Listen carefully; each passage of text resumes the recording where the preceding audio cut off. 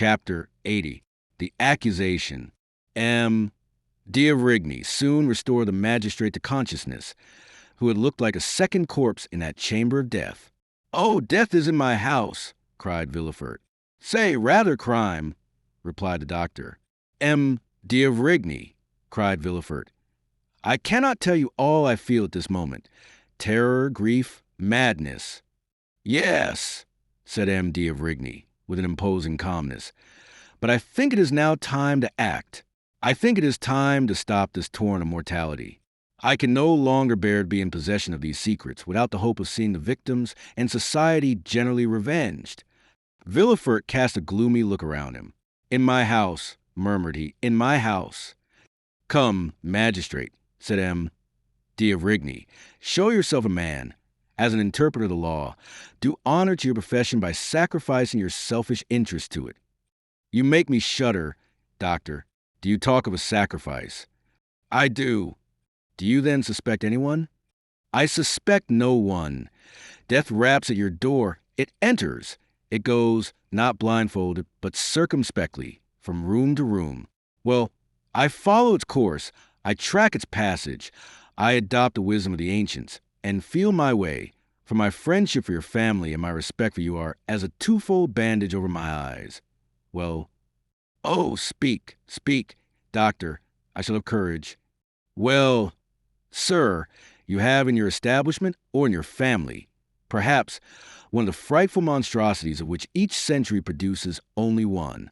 Locusta and Agrippina, living at the same time, were an exception, and prove a determination of Providence to effect the entire ruin of the Roman Empire, sullied by so many crimes. Brunhilde and Fredegund were the results of the painful struggle of civilization in its infancy, when man was learning to control mind, were it even by an emissary from the realms of darkness. All these women had been, or were, beautiful. The same flower of innocence had flourished, or was still flourishing, on their brow, that is seen on the brow of the culprit in your house. Villefort shrieked, clasped his hands, and looked at the doctor with a supplicating air. But the latter went on without pity. "Seek whom the crime will profit," says an axiom of jurisprudence. "Doctor," cried Villefort, "alas, doctor, how often has man's justice been deceived by those fatal words? I know not why, but I feel that this crime—" "You acknowledge, then, the existence of crime?" "Yes, I see too plainly that it does exist. But it seems that it is intended to affect me personally. I fear and attack myself after all these disasters." "Oh, man," murmured D'Avrigny, "the most selfish of all animals, the most personal of all creatures who believe the earth turns, the sun shines, and death strikes from alone, an ant cursing God from the top of a blade of grass. And have those who have lost their lives lost nothing? M. de Saint-Méran, Madame de Saint-Méran, M. Noirtier." "How? M. Noirtier?" "Yes. Think you it was a poor servant's life was coveted? No, no, like Shakespeare's Polonius. He died for another. It was Noirtier the lemonade was intended for. It is Noirtier, logically speaking, who drank it. The other drank it only by accident.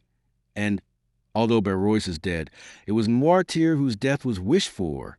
But why did it not kill my father? I told you one evening in the garden after Madame de Saint-Méran's death, because his system is accustomed to that very poison, and the dose was trifling to him, which would be fatal to another. Because no one knows, not even the assassin, that for the last 12 months I have given M. Noirtier brucine for his paralytic affection, while the assassin is not ignorant, for he has proved that brucine is a violent poison." "Oh, have pity," murmured Villefort, wringing his hands. "Follow the culprit's steps. He first kills M. de Saint-Méran." "Oh, doctor, I would swear to it. What I heard of his symptoms agrees too well with what I have seen in the other cases." Villefort ceased to contend. He only groaned. "He first kills M. de Saint-Méran," repeated the doctor, "then Madame de Saint-Méran. A double fortune to inherit." Villefort wiped the perspiration from his forehead. "Listen attentively." "Alas," stammered Villefort, "I do not lose a single word. M. Noirtier," resumed M. D'Avrigny in the same pitiless tone, "M. Noirtier had once made a will against you, against your family. in favor of the poor, in fact. M. Noirtier is spared, because nothing is expected from him. But he has no sooner destroyed his first will and made a second, than, for fear he should make a third, he is struck down. The will was made the day before yesterday. I believe, you see there has been no time lost. Oh, mercy, M. d'Avrigny. No mercy, sir. The physician has a sacred mission on earth, and to fulfill it, he begins at the source of life and goes down to the mysterious darkness of the tomb. When crime has been committed and God, doubtless in anger, turns away his face, it is for the physician to bring the culprit to justice. Have mercy on my child, sir, murmured Villefort. You see it is yourself who have first named her, you, her father. Have pity on Valentine. Listen, it is impossible. I would as willingly accuse myself. Valentine, whose heart is pure as a diamond or a lily. No pity? Procure. The crime is fragrant. Mademoiselle herself packed all the medicines which were sent to M. de Saint-Méran, and M. de Saint-Méran is dead. Mademoiselle de Villefort prepared all the cooling draughts which Madame de Saint-Méran took, and Madame de Saint-Méran is dead. Mademoiselle de Villefort took in the hands of Barrois, who was sent out, the lemonade which M. Noirtier had every morning, and he has escaped by a miracle. Mademoiselle de Villefort is the culprit. She is the poisoner. To you, as the king's attorney, I denounce Mademoiselle de Villefort. Do your duty. Doctor, I resist no longer. I can no longer defend myself. I believe you, but for pity's sake, spare my life, my honor. M. de Villefort, replied the doctor with increased vehemence. There are occasions when I dispense with all foolish human circumspection. If your daughter had committed only one crime, and I saw her meditating another, I would say, warn her, punish her, let her pass the remainder of her life in a convent, weeping and praying. If she had committed 2 crimes, I would say, here, M. de Villefort is a poison that the prisoner is not acquainted with, one that has no known antidote, quick as thought, rapid as lightning, mortal as a thunderbolt. Give her that poison, recommending her soul to God, and save your honor and your life, for it is yours she aims at. And I can picture her approaching your pillow with her hypocritical smiles and her sweet exhortations. Woe to you and to Villefort, if you do not strike first. This is what I would say that she only killed 2 persons, but she has seen 3 deaths, has contemplated 3 murdered persons, has knelt by 3 corpses, to the scaffold with the poisoner, to the scaffold. Do you talk of your honor? Do what I tell you, and immortality awaits you. Villefort fell on his knees. Listen, said he. I have not the strength of mind you have, or rather that which you would not have, if instead of my daughter Valentine, your daughter Madeline were concerned. The doctor turned pale. Doctor, every son of woman is born to suffer and to die.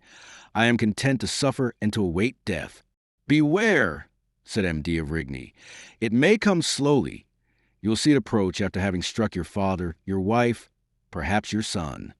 Villefort, suffocating, pressed the doctor's arm. Listen, cried he, pity me, help me. No, my daughter is not guilty. If you drag us both before a tribunal, I will still say, no, my daughter is not guilty. There is no crime in my house. I will not acknowledge a crime in my house. For when crime enters a dwelling, it is like death. It does not come alone. Listen, what does it signify to you if I am murdered? Are you my friend? Are you a man? Have you a heart? No, you are a physician. Well, I tell you, I will not drag my daughter before tribunal and give her up to the executioner. The bare idea would kill me, would drive me like a madman to dig my heart out with my fingernails. And if you were mistaken, doctor, if it were not my daughter, if I should come one day, pale as a specter, and say to you, assassin, you have killed my child. Hold, if that should happen, although I am a Christian, M. d'Avrigny, I should kill myself. Well, said the doctor, after a moment's silence, I will wait. Villefort looked at him as if he had doubted his words. Only, continued M. d'Avrigny, with a slow and solemn tone, if anyone falls ill in your house, if you feel yourself attacked, do not send for me, for I will come no more. I will consent to share this dreadful secret with you, but I will not allow shame and remorse to grow and increase in my conscience, as crime and misery will in your house. Then you abandon me, doctor? Yes, for I can follow you no farther, and I only stop at the foot of the scaffold. Some further discovery will be made, which will bring this dreadful tragedy to a close. Adieu. I entreat you, doctor. All the horrors that disturb my thoughts make your house odious and fatal. Adieu, sir. One single word more. Doctor, you go, leaving me in all the horror of my situation, after increasing it by what you have revealed to me. But what will be reported of the sudden death of the poor old servant? True, said M. d'Avrigny. We will return. The doctor went out first, followed by M. de Villefort.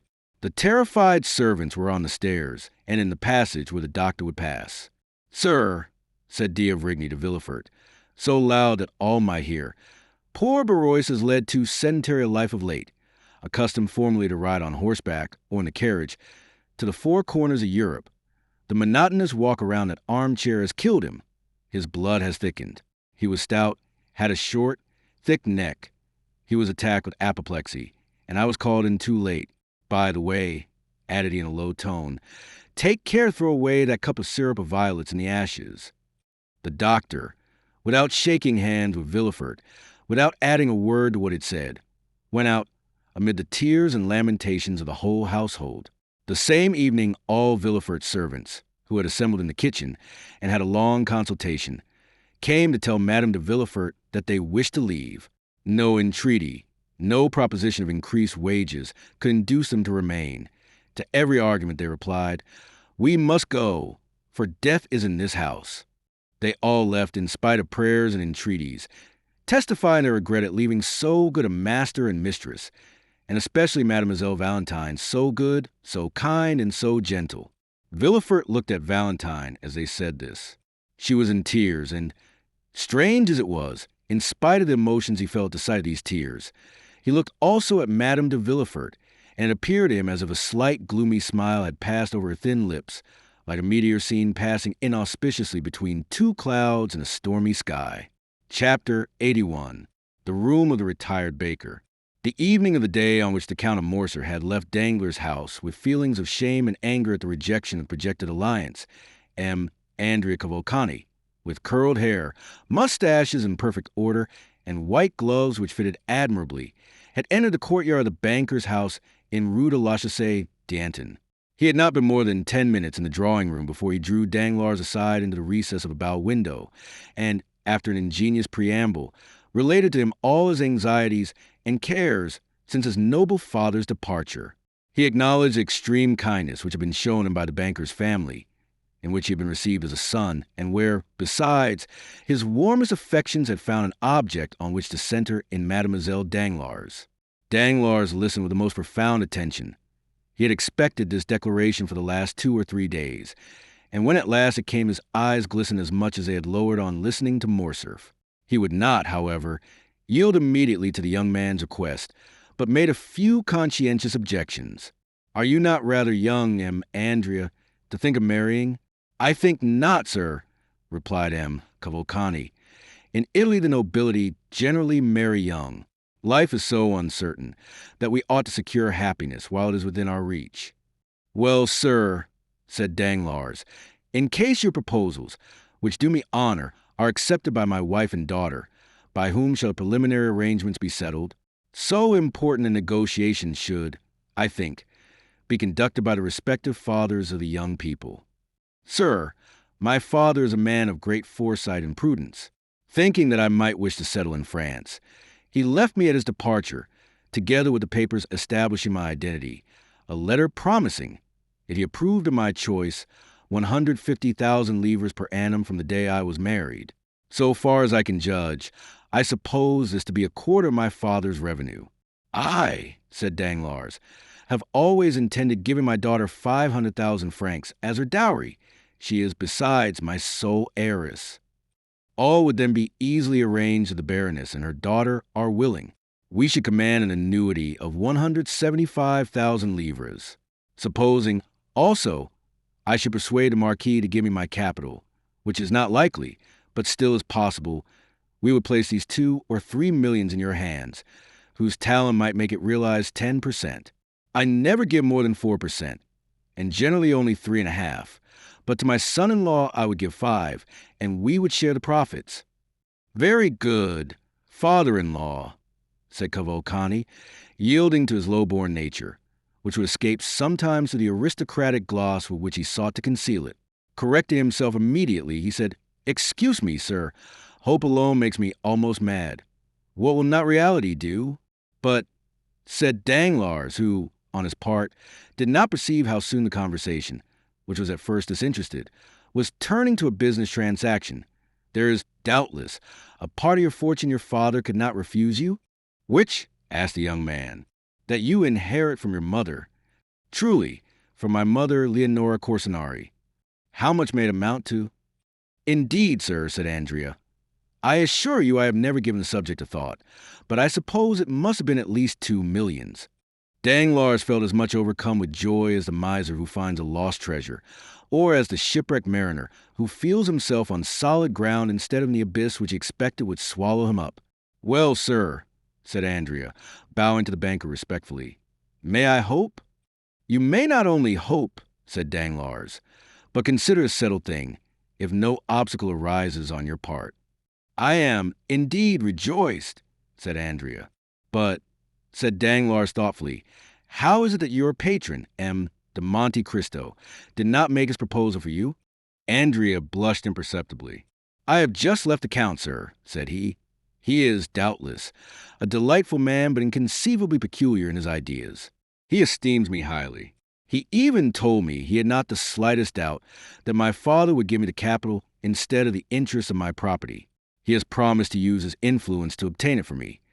But he also declared that he never had taken on himself the responsibility of making proposals for another, and he never would. I must, however, do him the justice to add that he assured me if ever he had regretted the repugnance he felt to such a step it was on this occasion, because he thought the projected union would be a happy and suitable one. Besides, if he will do nothing officially, he will answer any questions you propose to him. And now," continued he, with one of his most charming smiles, "having finished talking to the father-in-law, I must address myself to the banker." "And what may you have to say to him?" said Danglars, laughing in his turn. "That the day after tomorrow I shall have to draw upon you for about 4,000 francs. But the Count, expecting my bachelor's revenue could not suffice for the coming month's outlay, has offered me a draft for 20,000 francs. It bears his signature, as you see, which is all sufficient. Bring me 1,000,000 such as that," said Danglars. "I shall be well pleased," putting the draft in his pocket. "Fix your own hour for tomorrow, and my cashier shall call on you with a check for 80,000 francs. At 10 o'clock, then, if you please. I should like it early, as I am going into country tomorrow." "Very well, at 10 o'clock. You are still at the Hôtel des Princes?" "Yes." The following morning, with the banker's usual punctuality, the 80,000 francs were placed in the young man's hands, as he was on the point of starting, after having left 200 francs for Cataris. He went out chiefly to avoid this dangerous enemy, and returned as late as possible in the evening. But scarcely had he stepped out of his carriage when the porter met him with a parcel in his hand. "Sir," said he, "that man has been here." "What man?" said Andrea carelessly, apparently forgetting him whom he but too well recollected. "Him to whom your excellency pays that little annuity." "Oh," said Andrea, "my father's old servant. Well, you gave him the 200 francs I had left for him." "Yes, your excellency." Andrea had expressed a wish to be thus addressed. "But," continued the porter, "he would not take them." Andrea turned pale, but as it was dark his pallor was not perceptible. "What? He would not take them?" said he with slight emotion. "No. He wished to speak to your excellency. I told him you were gone out, and after some dispute, he believed me and gave me this letter, which he had brought with him already sealed." "Give it me," said Andrea, and he read by the light of his carriage lamp. "You know where I live. I expect you tomorrow morning at 9 o'clock." Andrea examined it carefully, to ascertain if the letter had been opened or if any indiscreet eyes had seen its contents, but it was so carefully folded that no one could have read it, and the seal was perfect. "Very well," said he. "Poor man, he is a worthy creature." He left the porter to ponder on these words, not knowing which most to admire, the master or the servant. "Take out the horses quickly and come up to me," said Andrea to his groom. In 2 seconds, a young man had reached his room and burnt Chatteris' letter. The servant entered just as he had finished. "You are about my height, Pierre," said he. "I have that honor, your excellency." "You had a new livery yesterday?" "Yes, sir. I have an engagement with a pretty little girl for this evening, and do not wish to be known. Lend me your livery till tomorrow. I may sleep, perhaps, at an inn." Pierre obeyed. 5 minutes after, Andrea left the hotel, completely disguised, took a cabriolet, and ordered the driver to take him to the Cheval Rouge at Picpus. The next morning, he left that inn as he had left the Hotel de Princes. Without being noticed, walked down the Faubourg Saint-Antoine, along the boulevard to Rue Ménilmontant, and stopping at the door of the third house on the left, looked for someone of whom to make inquiry in the porter's absence. "For whom are you looking, my fine fellow?" asked the fruiterist on the opposite side. "Monsieur Paleton, if you please, my good woman," replied Andrea. "A retired baker?" asked the fruiterist. "Exactly. He lives at the end of the yard, on the left, on the 3rd story." Andrea went as she directed him, and on the 3rd floor he found a hare's paw, which, by the hasty ringing of the bell, it was evident he pulled with considerable ill temper. A moment after Chatteris' face appeared at the grating in the door. "Ah, you are punctual," said he, as he drew back the door. "Confound you and your punctuality," said Andrea, throwing himself into a chair in a manner which implied that he would rather have flung it at the head of his host. Come, my little fellow, don't be angry. See, I have thought about you. Look at the good breakfast we're going to have. Nothing but what you are fond of." Andrea, indeed, inhaled the scent of something cooking which was not unwelcome to him, hungry as he was. It was that mixture of fat and garlic peculiar to Provençal kitchens of an inferior order, added to that of dried fish, and above all, the pungent smell of musk and cloves. These odors escaped from 2 deep dishes, which were covered and placed on a stove, and from a copper pan placed in an old iron pot. In an adjoining room, Andrea saw also a tolerably clean table prepared for two bottles of wine sealed, the one with green, the other with yellow, a supply of brandy in a decanter, and a measure of fruit in a cabbage leaf, cleverly arranged on an earthenware plate. "What do you think of it, my little fellow?" said Chatteris. "Aye, that smells good. You know I used to be a good cook. Do you recollect how you used to lick your fingers? You were among the first who tasted any of my dishes, and I think you relished them tolerably."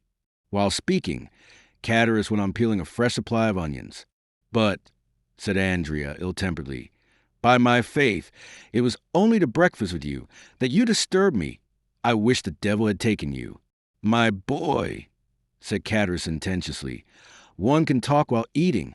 And then, you ungrateful being, you are not pleased to see an old friend? I am weeping with joy." He was truly crying, but it would have been difficult to say whether joy or the onions produced the greatest effect on the lacrimal glands of the old innkeeper of the Pont du Gard. "Hold your tongue, hypocrite," said Andrea. "You love me." "Yes, I do, or may the devil take me." "I know it is a weakness," said Chatteris, "but it overpowers me, and yet it has not prevented your sending for me to play me some trick." "Come," said Chatteris, wiping his large knife on his apron. "If I did not like you, do you think I should endure the wretched life you lead me? Think for a moment. You have your servant's clothes on. You therefore keep a servant. I have none, and am obliged to prepare my own meals. You abuse my cookery because you dine at the table d'hôte of the Hotel de Princes or the Café de Paris. Well, I too could keep a servant. I too could have a Tilbury. I too could dine where I like. But why do I not? Because I would not annoy my little Benedetto. Come, just acknowledge that I could, eh?" This address was accompanied by a look which was by no means difficult to understand. "Well," said Andrea, "admitting your love, why do you want to breakfast with you? That I may have the pleasure of seeing you, my little fellow. What is the use of seeing me after we have made all our arrangements?" Dear friend," said Chatteris, "are wills ever made without codicils? But you first came to breakfast, did you not? Well, sit down, and let us begin with these pilchards and this fresh butter, which I put on some vine leaves to please you, wicked one. Ah, yes, you look at my room, my 4 straw chairs, my images, 3 francs each. But what do you expect? This is not the Hotel de Princes. Come, you are growing discontented. You're no longer happy. You, who only wish to live like a retired baker. Catarus sighed. Well, what have you to say? You have seen your dream realized. I can still say it is a dream. A retired baker, my poor Benedetto, is rich. He has an annuity. Well, you have an annuity. I have. Yes, since I bring you your 200 francs. Catarus shrugged his shoulders. It is humiliating, said he, thus to receive money given grudgingly, an uncertain supply which may soon fail.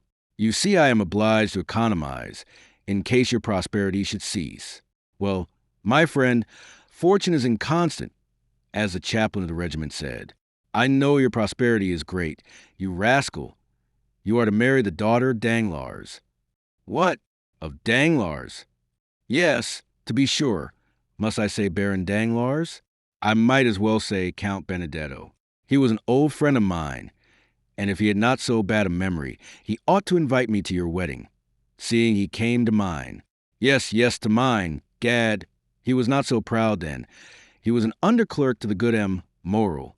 I have dined many times with him in the Count of Morcerf. So you see I have some high connections, and were I to cultivate them a little, we might meet in the same drawing rooms. Come, your jealousy represents everything to you in the wrong light. That is all very fine, Benedetto mio, but I know what I am saying. Perhaps I may one day put on my best coat, and presenting myself at the great gate, introduce myself. Meanwhile, let us sit down and eat. Catarus set the example and attacked the breakfast with good appetite, praising each dish he set before his visitor. The latter seemed to have resigned himself. He drew the corks and partook largely of the fish with the garlic and fat. Ah, mate, said Catarus, you are getting on better terms with your old landlord. Faith, yes, replied Andrea, whose hunger prevailed over every other feeling. So you like it, you rogue? So much that I wonder how a man who can cook thus can complain of hard living. Do you see, said Catarus, all my happiness is marred by one thought? What is that? That I am dependent on another, I who have always gained my own livelihood honestly. Do not let that disturb you. I have enough for two. No, truly, you may believe me if you will. At the end of every month I am tormented by remorse. Good Catarus, so much so that yesterday I would not take the 200 francs. Yes, you wished to speak to me, but was it indeed remorse, tell me? True remorse. And besides, an idea had struck me. Andrea shuddered. He always did so at Catarus' ideas. It is miserable, do you see? Always to wait till the end of the month. Oh, said Andrea philosophically, determined to watch his companion narrowly. Does not life pass in waiting? Do I, for instance, fare better? Well, I wait patiently, do I not? Yes, because instead of expecting 200 wretched francs, you expect 5 or 6,000, perhaps 10, perhaps even 12, for you take care not to let anyone know the utmost. Down there, you always had little presents in Christmas boxes, which you try to hide from your poor friend Catarus. Fortunately, he is a cunning fellow, that friend Catarus. There you are beginning again to ramble, to talk again and again of the past. But what is the use of teasing me with going all over that again? Ah, you are only 1 in 20 and can forget the past. I am 50 and am obliged to recollect it. But let us return to business.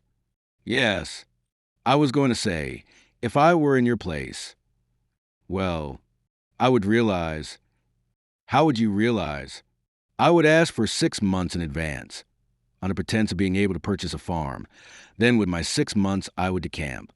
Well, said Andrea, that isn't a bad idea. My dear friend, said Catarus, eat of my bread and take my advice. You'll be none the worse off, physically or morally. But, said Andrea, why do you not act on the advice you gave me? Why do you not realize the 6 months, a year's advance even, and retire to Brussels? Instead of living the retired baker, you might live as a bankrupt, using his privileges. That would be very good. But how the devil would you have me retire on 1,200 francs? Ah, Catarus, said Andrea, how covetous you are. 2 months ago, you were dying with hunger. The appetite grows by what it feeds on, said Catarus, grinning and showing his teeth, like a monkey laughing or a tiger growling. And, added he, biting off with his large white teeth an enormous mouthful of bread, I have formed a plan. Chatter's plans alarmed Andrea still more than his ideas. Ideas were but the germ. The plan was reality. Let me see your plan. I dare say it is a pretty one. Why not? Who formed the plan by which we left the establishment of M? Was it not I? And it was no bad one, I believe, since here we are. I do not say, replied Andrea, that you never made a good one, but let us see your plan. Well, pursued Chatterus, can you, without expending one so, put me in a way of getting 15,000 francs? No, 15,000 are not enough. I cannot again become an honest man with less than 30,000 francs. No, replied Andrea, dryly. No, I cannot. I do not think you understand me, replied Chatterus calmly. I said, without your laying out a so. Do you want me to commit a robbery, to spoil all my good fortune and yours with mine, and both of us to be dragged down there again? It would make very little difference to me, said Chatterus, if I were retaken. I am a poor creature to live alone, and sometimes pine for my old comrades, not like you, heartless creature, who would be glad never to see them again. Andrea did more than tremble this time. He turned pale. Come, Chatterus, no nonsense, said he. Don't alarm yourself, my little Benedetto, but just point out to me some means of gaining those 30,000 francs without your assistance, and I will contrive it. Well, I'll see. I'll try to contrive some way, said Andrea. Meanwhile, you will raise my monthly allowance to 500 francs, my little fellow. I have a fancy, and mean to get a housekeeper. Well, you shall have your 500 francs, said Andrea, but it is very hard for me.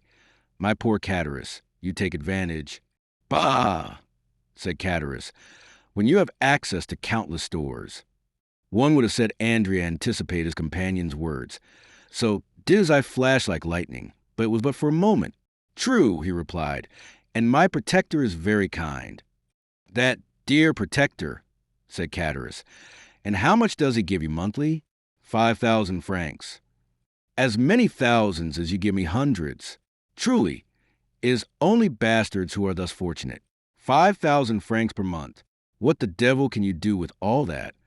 Oh, it is no trouble to spend that. And I am like you. I want capital. Capital? Yes, I understand. Everyone would like capital. Well, and I shall get it. Who will give it to you, your prince? Yes, my prince. But unfortunately, I must wait. You must wait for what? Asked Chatterus. For his death. The death of your prince? Yes. How so? Because he has made his will in my favor. Indeed.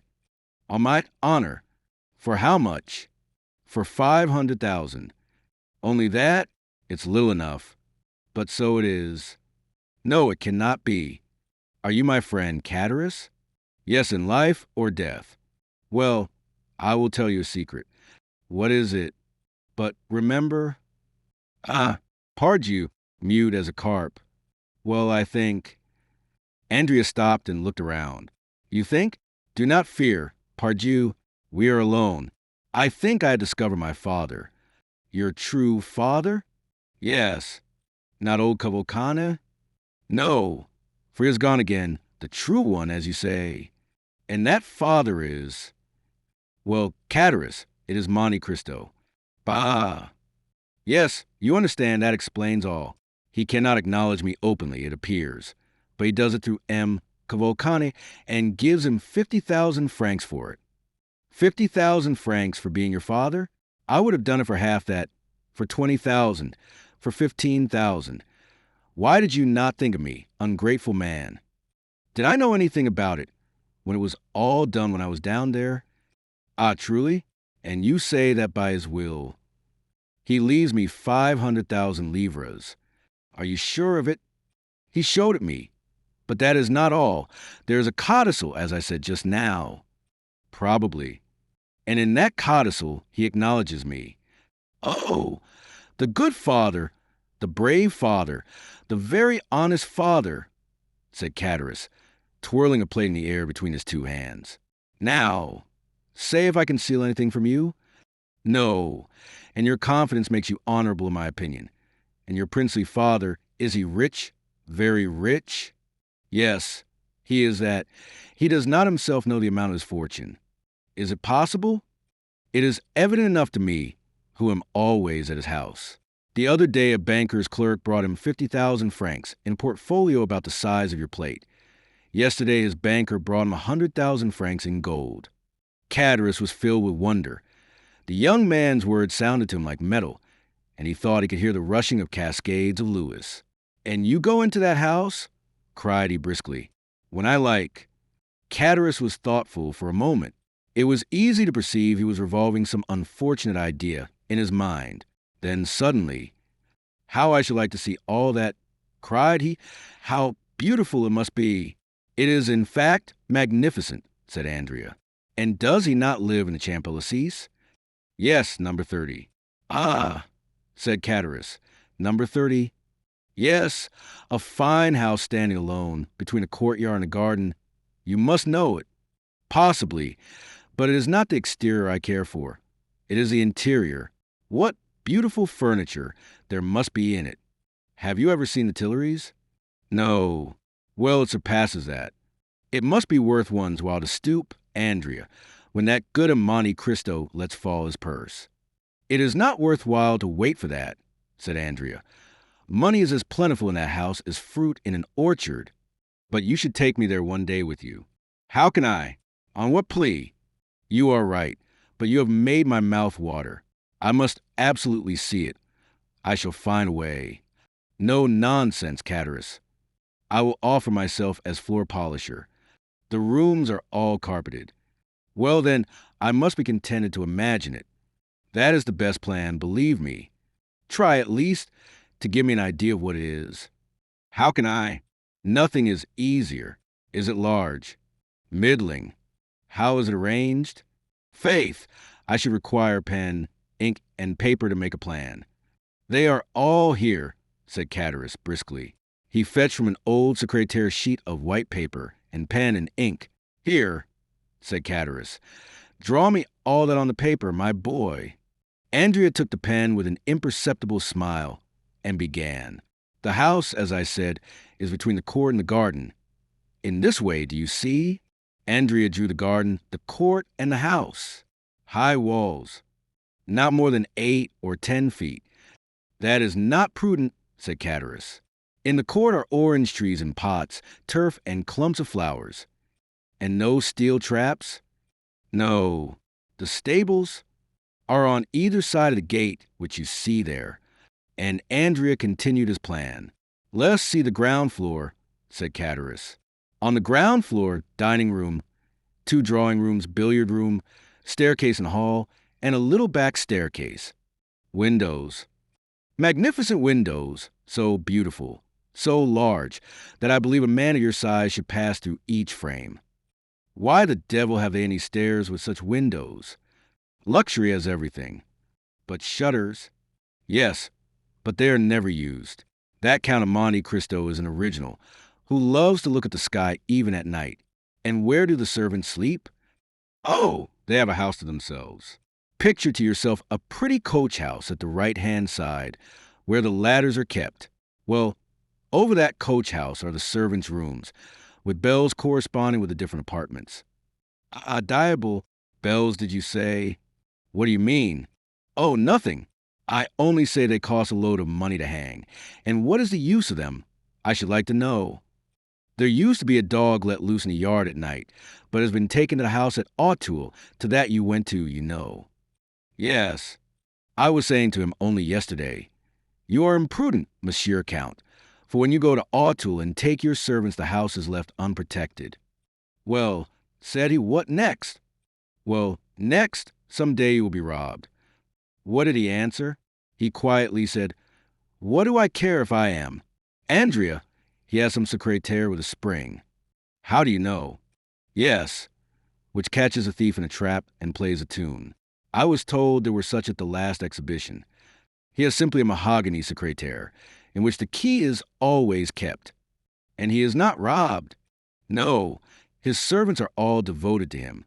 There ought to be some money in that secrétaire. There may be. No one knows what there is. And where is it? On the first floor. Sketch me the plan of that floor, as you have done of the ground floor, my boy. That is very simple. Andrea took the pen. On the first story, do you see, there is the anteroom and the drawing room. To the right of the drawing room, a library and a study. To the left, a bedroom and a dressing room. The famous secrétaire is in the dressing room. Is there a window in the dressing room? 2. One here and one there. Andrea sketched 2 windows in a room, which form an angle on the plan, and appeared as a small square added to the rectangle of the bedroom. Catullus became thoughtful. Does he often go to Château? Added he. 2 or 3 times a week. Tomorrow, for instance, he is going to spend the day and night there. Are you sure of it? He has invited me to dine there. There's a life for you, said Catullus. A town house and a country house. That is what it is to be rich. And shall you dine there? Probably. When you dine there, do you sleep there? If I like, I am at home there. Catullus looked at the young man, as if to get at the truth from the bottom of his heart. But Andrea drew a cigar case from his pocket, took a Havana, quietly lit it, and began smoking. When do you want your 1,200 francs? Said he to Catullus. Now, if you have them. Andrea took 25 louis from his pocket. Yellow boys, said Catullus. No, I thank you. Oh, you despise them. On the contrary, I esteem them, but will not have them. You can change them. Idiot, gold is worth 5 sous. Exactly. And he who changes them will follow friend Catullus, lay hands on him, and demand what farmers pay him their rent in gold. No nonsense. My good fellow, silver simply, round coins with the head of some monarch or other on them. Anybody may possess a 5-franc piece. But do you suppose I carry 500 francs about with me? I should want a porter. Well, leave them with your porter. He is to be trusted. I will call for them. Today? No, tomorrow. I should not have time today. Well, tomorrow I will leave them when I go to Château. May I depend on it? Certainly. Because I shall secure my housekeeper on the strength of it. Now see here, will that be all? And will you not torment me any more? Never. Catullus had become so gloomy that Andrea feared he should be obliged to notice the change. He redoubled his gaiety and carelessness. How sprightly you are, said Catullus. One would say you are already in possession of your property. No, unfortunately, but when I do obtain it, well, I shall remember old friends. I can tell you that. Yes, since you have such a good memory. What do you want? It looks as if you were trying to fleece me. What an idea. Who am going to give you another piece of good advice? What is it? To leave behind you the diamond you have on your finger. We shall both get into trouble. You will ruin both yourself and me by your folly. How so? Said Andrea.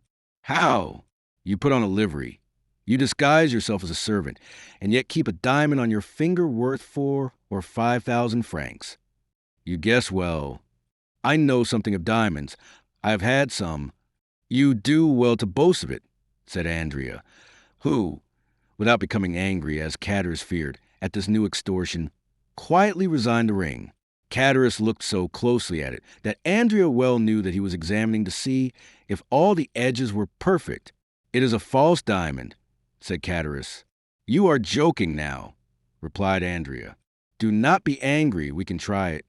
Catullus went to the window, touched the glass with it, and found it would cut. Confiteor, said Catullus, putting the diamond on his little finger. I was mistaken, but those thieves of jewelers imitate so well that it is no longer worthwhile to rob a jeweler's shop. It is another branch of industry paralyzed. Have you finished? Said Andrea. Do you want anything more? Will you have my waistcoat or my hat? Make free. Now you're begun. No, you are, after all, a good companion. I will not detain you, and will try to cure myself of my ambition. But take care the same thing does not happen to you in selling the diamond you fear with the gold. I shall not sell it, do not fear. Not at least till the day after tomorrow, thought the young man. Happy rogue, said Catullus. You're going to find your servants, your horses, your carriage, and your betrothed. Yes, said Andrea. Well, I hope you will make a handsome wedding present the day you marry Mademoiselle Danglars. I have already told you it is a fancy you have taken in your head. What fortune has she? But I tell you, 1,000,000. Andrea shrugged his shoulders. Let it be 1,000,000, said Cataris. You can never have so much as I wish you. Thank you, said the young man. Oh, I wish it you with all my heart, added Cataris with his hoarse laugh. Stop, let me show you the way. It is not worthwhile. Yes, it is. Why? Because there's a little secret, a precaution I thought it desirable to take when a hurried and damp for chaise locks, revised and improved by Gaspar Cataris. I will manufacture you a similar one when you are a capitalist. Thank you, said Andrea. I will let you know a week beforehand. They parted. Cataris remained on the landing until he had not only seen Andrea go down the 3 stories, but also cross the court. Then he returned hastily, shut his door carefully, and began to study, like a clever architect, the plan Andrea had left him. Dear Benedetto, said he, I think he will not be sorry to inherit his fortune, and he who hastens a day when he can touch his 500,000 will not be his worst friend. Chapter 82. The Burglary. The day following that on which the conversation we have related took place, the Count of Monte Cristo set out for Château, accompanied by Ali and several attendants, and also taken with him some horses whose qualities he was desirous of ascertaining. He was induced to undertake this journey, of which the day before he had not even thought, and which had not occurred to Andrea either, by the arrival of Bertuccio from Normandy with intelligence respecting the house and sloop. The house was ready, and the sloop which had arrived a week before lay at anchor in a small creek with her crew of 6 men, who had observed all the requisite formalities and were ready again to put to sea. The Count praised Bertuccio's zeal and ordered him to prepare for a speedy departure, as his stay in France would not be prolonged more than a month. Now, said he, I may require to go in one night from Paris to Tréport. Let 8 fresh horses be in readiness on the road, which will enable me to go 50 leagues in 10 hours.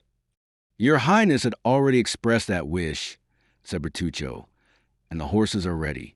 I have bought them and stationed them myself at the most desirable posts, that is, in villages where no one generally stops. That's well, said Monte Cristo. I remain here a day or 2, arrange accordingly. As Bertuccio was leaving the room to give the requisite orders, Baptistin opened the door. He held a letter on a silver waiter. What are you doing here? Asked the Count, seeing him covered with dust. I did not send for you, I think. Baptistin, without answering, approached the Count and presented the letter. Important and urgent, said he. The Count opened the letter and read, M. de Monte Cristo is apprised that this night a man will enter his house in the Champs-Élysées with the intention of carrying off some papers supposed to be in the secrétaire in the dressing room. The Count's well-known courage will render unnecessary the aid of the police, whose interference might seriously affect him who sends this advice. The Count, by any opening from the bedroom or by concealing himself in the dressing room, would be able to defend his property himself. Many attendants or apparent precautions would prevent the villain from the attempt, and M. de Monte Cristo would lose the opportunity of discovering an enemy whom chance has revealed to him, who now sends this warning to the Count, a warning he might not be able to send another time if this first attempt should fail and another be made. The Count's first idea was that this was an artifice, a gross deception, to draw his attention from a minor danger in order to expose him to a greater. He was on the point of sending the letter to the commissary of police, notwithstanding the advice of his anonymous friend, or perhaps because of that advice, when suddenly the idea occurred to him that it might be some personal enemy, whom he alone should recognize, and over whom, if such were the case, he alone would gain any advantage, as Fiesco had done over more who would have killed him. We know the Count's vigorous and daring mind, denying anything be impossible, with that energy which marks the great man. From his past life, from his resolution to shrink from nothing, the Count had acquired an inconceivable relish for the contest in which he had engaged, sometimes against nature, that is to say, against God, and sometimes against the world, that is, against the devil. They do not want my papers, said Monte Cristo. They want to kill me. They are no robbers, but assassins. I will not allow the prefect of police to interfere with my private affairs. I am rich enough, forsooth, to distribute his authority on this occasion. The Count recalled Baptistin, who had left the room after delivering the letter. "Return to Paris," said he. "Assemble the servants who remain there. I want all my household at Auteuil. But will no one remain in the house, my lord?" asked Baptistin. "Yes, the porter. My lord will remember that the lodge is at a distance from the house." "Well, the house might be stripped without his hearing the least noise." "By whom?" "By thieves." "You are a fool, M. Baptistin. Thieves might strip the house. It would annoy me less than to be disobeyed." Baptistin bowed. "You understand me," said the Count. "Bring your comrades here, one and all, but let everything remain as usual, only close the shutters of the ground floor." "And those of the first floor?" "You know they are never closed. Go." The Count signified his intention of dining alone, and that no one but Ollie should tend him. Having dined with his usual tranquility and moderation, the Count, making a signal to Ollie to follow him, went out by the side gate, and on reaching the Bois de Boulogne turned, apparently without design, towards Paris in the twilight, found himself opposite his house in the Champs-Élysées. All was dark. One solitary, feeble light was burning in the porter's lodge, about 40 paces distant from the house, as Baptistin had said. Monte Cristo leaned against a tree, and with that scrutinizing glance which was so rarely deceived, looked up and down the avenue, examined the passers-by, and carefully looked down the neighboring streets, to see that no one was concealed. 10 minutes passed thus, and he was convinced that no one was watching him. He hastened to the side door with Ollie, entered hurriedly, and by the servant's staircase, of which he had the key, gained his bedroom without opening or disarranging a single curtain, without even the porter having the slightest suspicion that the house, which he supposed empty, contained its chief occupant. Arrived in his bedroom, the Count motioned to Ollie to stop. Then he passed into the dressing-room, which he examined. Everything appeared as usual, the precious secrétaire in its place and the key in the secrétaire. He double-locked it, took the key, returned to the bedroom door, removed the double-stapled bolt, and went in. Meanwhile, Ollie had procured the arms the Count required, namely, a short carbine and a pair of double-barreled pistols, with which a sure aim might be taken as with a single-barrel one. Thus armed, the Count held the lives of 5 men in his hands.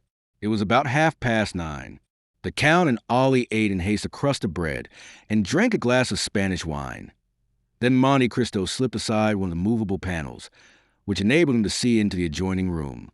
He had within his reach his pistols and carbine, and Ollie, standing near him, held one of the small Arabian hatchets, whose form has not varied since the Crusades. Through one of the windows of the bedroom, on a line with that in the dressing-room, the Count could see into the street. 2 hours passed thus. It was intensely dark. Still Ollie, thanks to his wild nature, and the Count, thanks doubtless to his long confinement, could distinguish in the darkness the slightest movement of the trees. The little light in the lodge had long been extinct. It might be expected that the attack, if indeed an attack was projected, would be made from the staircase of ground floor and not from a window. In Monte Cristo's opinion, the villains sought his life, not his money. It would be his bedroom they would attack, and they must reach it by the back staircase or by the window in the dressing-room. The clock of the invalid struck 11:45. The west wind bore on its moistened gust the doleful vibration of the 3 strokes. As the last stroke died away, the Count thought he heard a slight noise in the dressing-room. This first sound, or rather this first grinding, was followed by a second, then a third. At the fourth, the Count knew what to expect. A firm and well-practiced hand was engaged in cutting the 4 sides of a pane of glass with a diamond. The Count felt his heart beat more rapidly. Inured as men may be to danger, forewarned as they may be of peril, they understand, by the fluttering of the heart and the shuddering of the frame, the enormous difference between a dream and reality, between the project and the execution.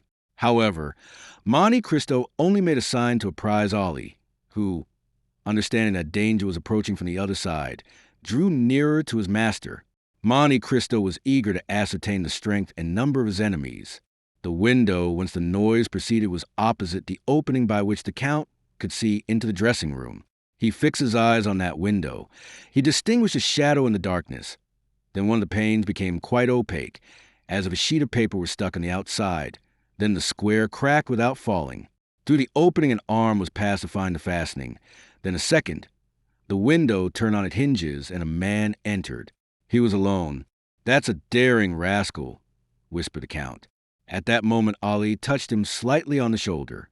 He turned. Ali pointed to the window of the room in which they were, facing the street. "I see," said he. "There are two of them. One does the work while the other stands guard." He made a sign to Ali not to lose sight of the man in the street, and turned to the one in the dressing room. The glass cutter had entered and was feeling his way, his arms stretched out before him. At last he appeared to have made himself familiar with the surroundings. There were two doors. He bolted them both.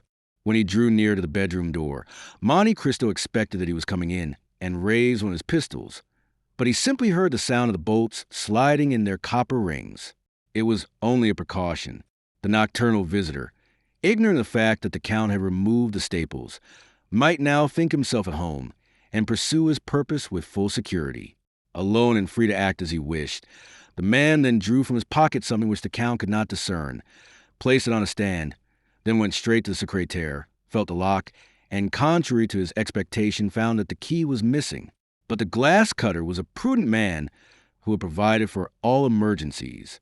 The Count soon heard the rattling of a bunch of skeleton keys, such as a locksmith brings when called to force a lock, and which thieves call nightingales, doubtless from the music of their nightly song when they grind against a bolt.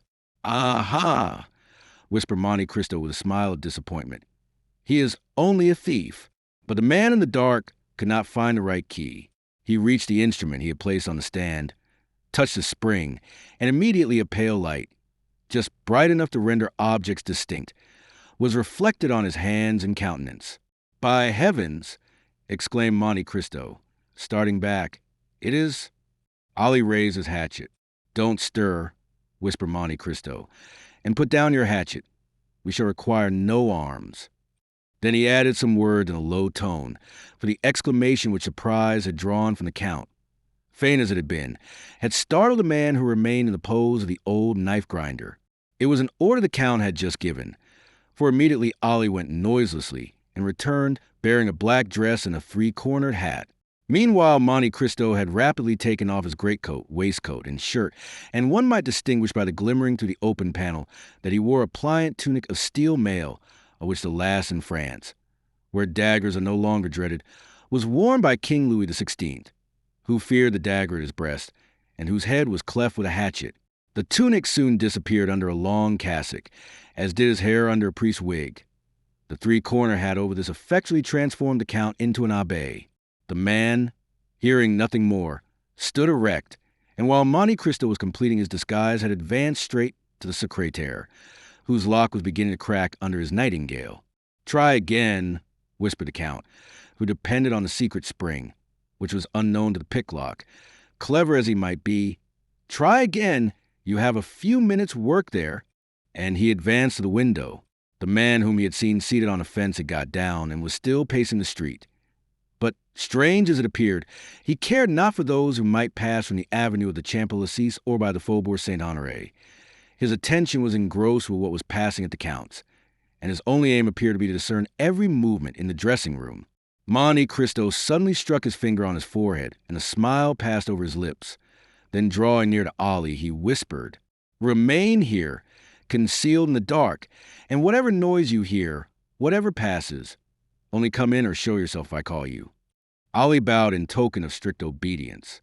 Monte Cristo then drew a lighted taper from a closet, and when the thief was deeply engaged with his lock, silently opened the door, taking care that the light should shine directly on his face.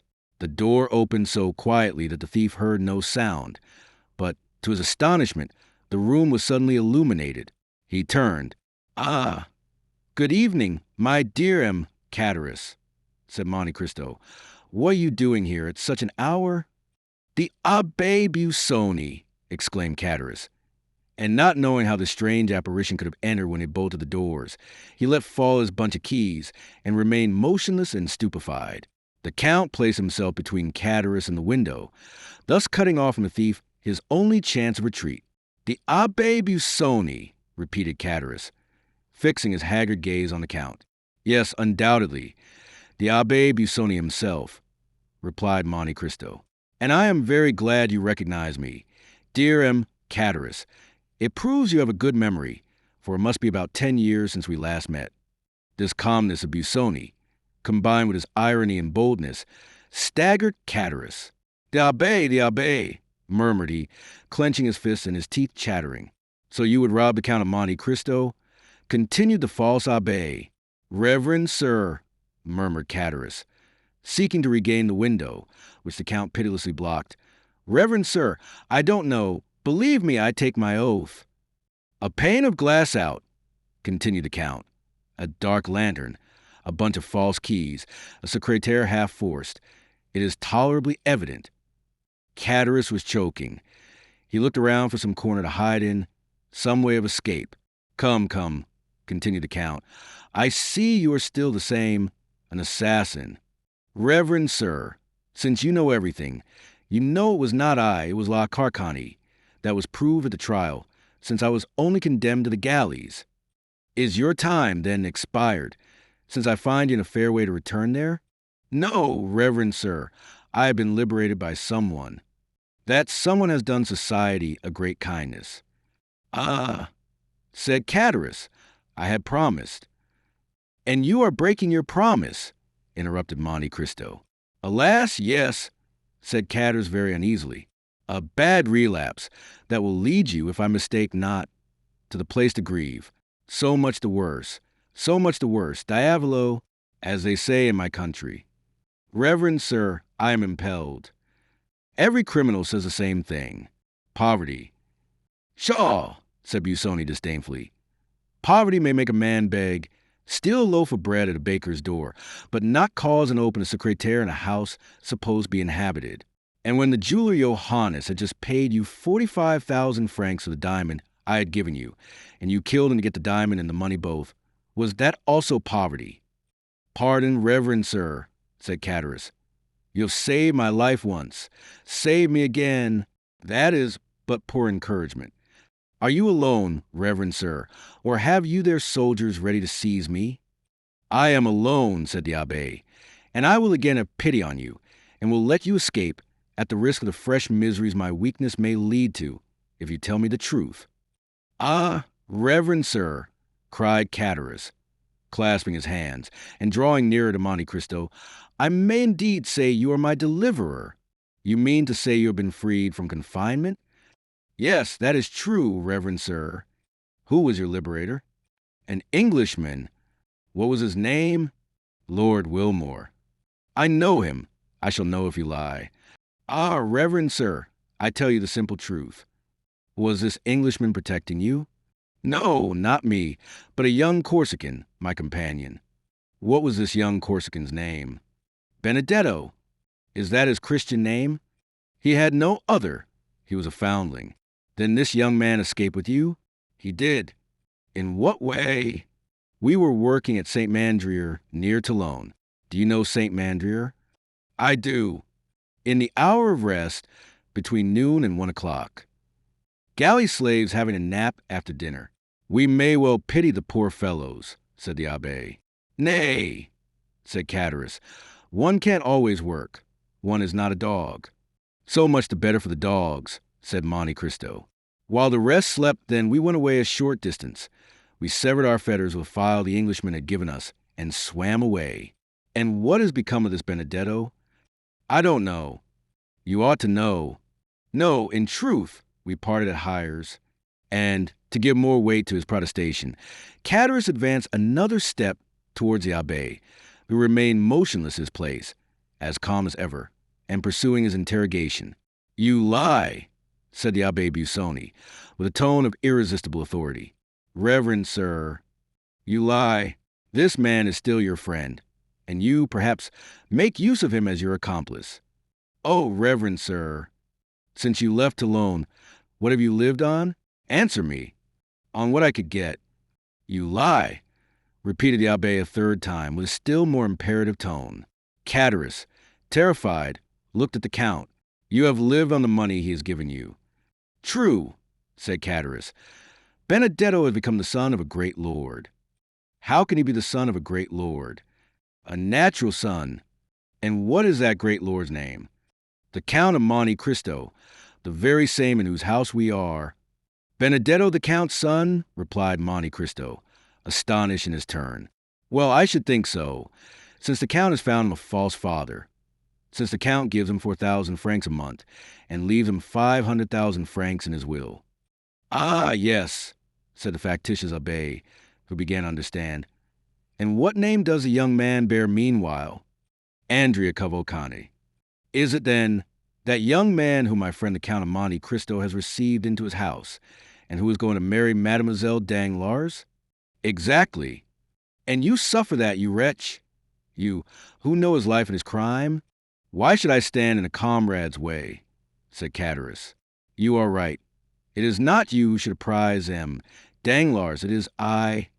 Do not do so, reverend sir. Why not? Because you would bring us to ruin. And you think that to save such villains as you I will become an abettor of their plot, an accomplice in their crimes? Reverend sir, said Chatteris, drawing still nearer, I will expose all. To whom? To M. Danglars.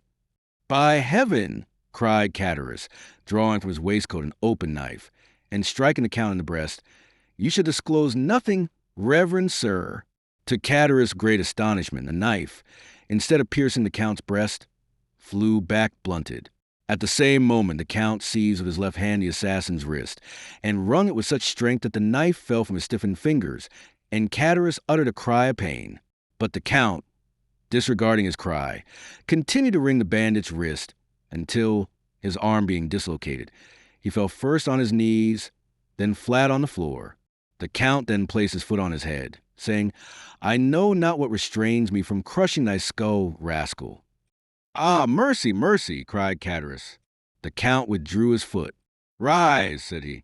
Chatteris rose. What a wrist you have, reverend sir, said Chatteris, stroking his arm, all bruised by the fleshy pincers which had held it. What a wrist! Silence. God gives me strength to overcome a wild beast like you. In the name of that God I act. Remember that, wretch, and to spare thee at this moment is still serving him. Oh, said Chatteris, groaning with pain. Take this pen and paper, and write what I dictate. I don't know how to write, reverend sir. You lie. Take this pen and write. Chatteris, awed by the superior power of the abbé, sat down and wrote, Sir, the man whom you are receiving at your house, and to whom you intend to marry your daughter, is a felon who escaped with me from confinement at Toulon. He was number 59, and I number 58. He was called Benedetto, but he is ignorant of his real name, having never known his parents. Sign it, continued the Count.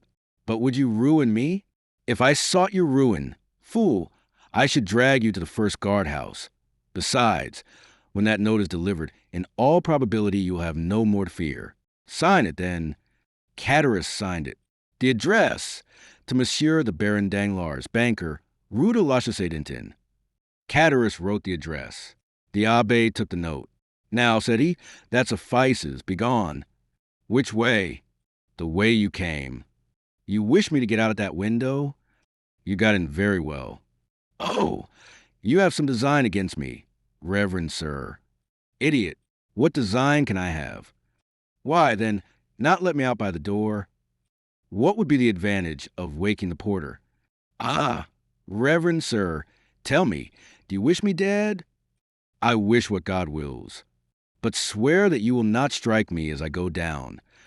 Cowardly fool, what do you intend doing with me? I ask you, what can I do? I have tried to make you a happy man, and you have turned out a murderer. Oh, monsieur, said Chatteris, make one more attempt. Try me once more. I will, said the Count. Listen, you know if I may be relied on. Yes, said Chatteris. If you arrive safely at home, what have I to fear except from you? If you reach your home safely, leave Paris, leave France, and wherever you may be, so long as you conduct yourself well, I will send you a small annuity. For if you return home safely, then, asked Chatteris, shuddering, then I shall believe God has forgiven you, and I will forgive you too. As true as I am a Christian, stammered Chatteris, you will make me die of fright. Now begone, said the Count, pointing to window.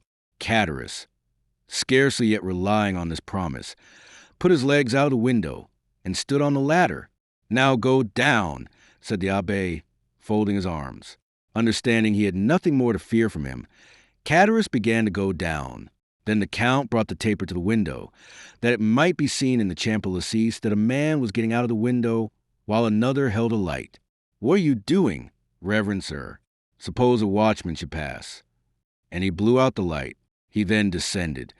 But it was only when he felt his foot touch the ground that he was satisfied of his safety. Monte Cristo returned to his bedroom, and, glancing rapidly from the garden to the street, he saw first Catharus, who, after walking to the end of the garden, fixed his ladder against the wall at a different part from where he came in.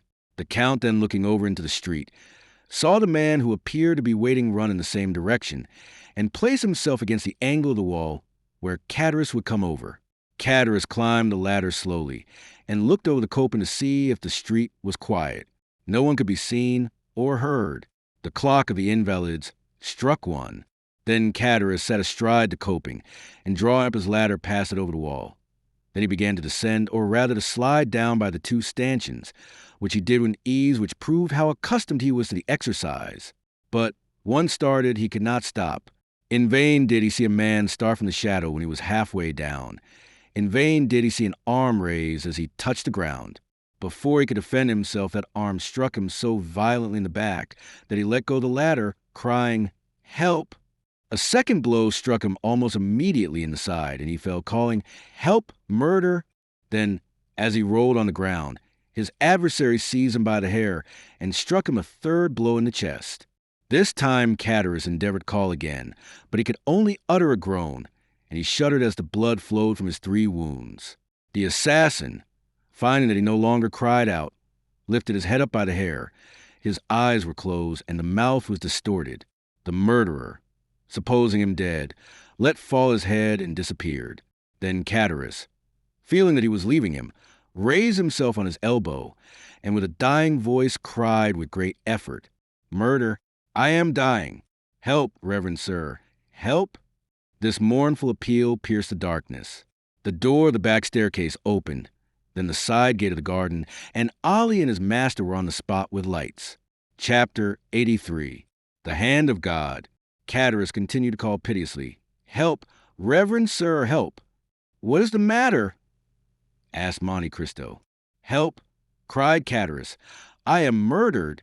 "We are here. Take courage." "Ah, it's all over. You are come too late. You are come to see me die. What blows, what blood!" He fainted. Ali and his master conveyed the wounded man into a room. Monte Cristo motioned to Ali to undress him, and he then examined his dreadful wounds. "My God!" he exclaimed.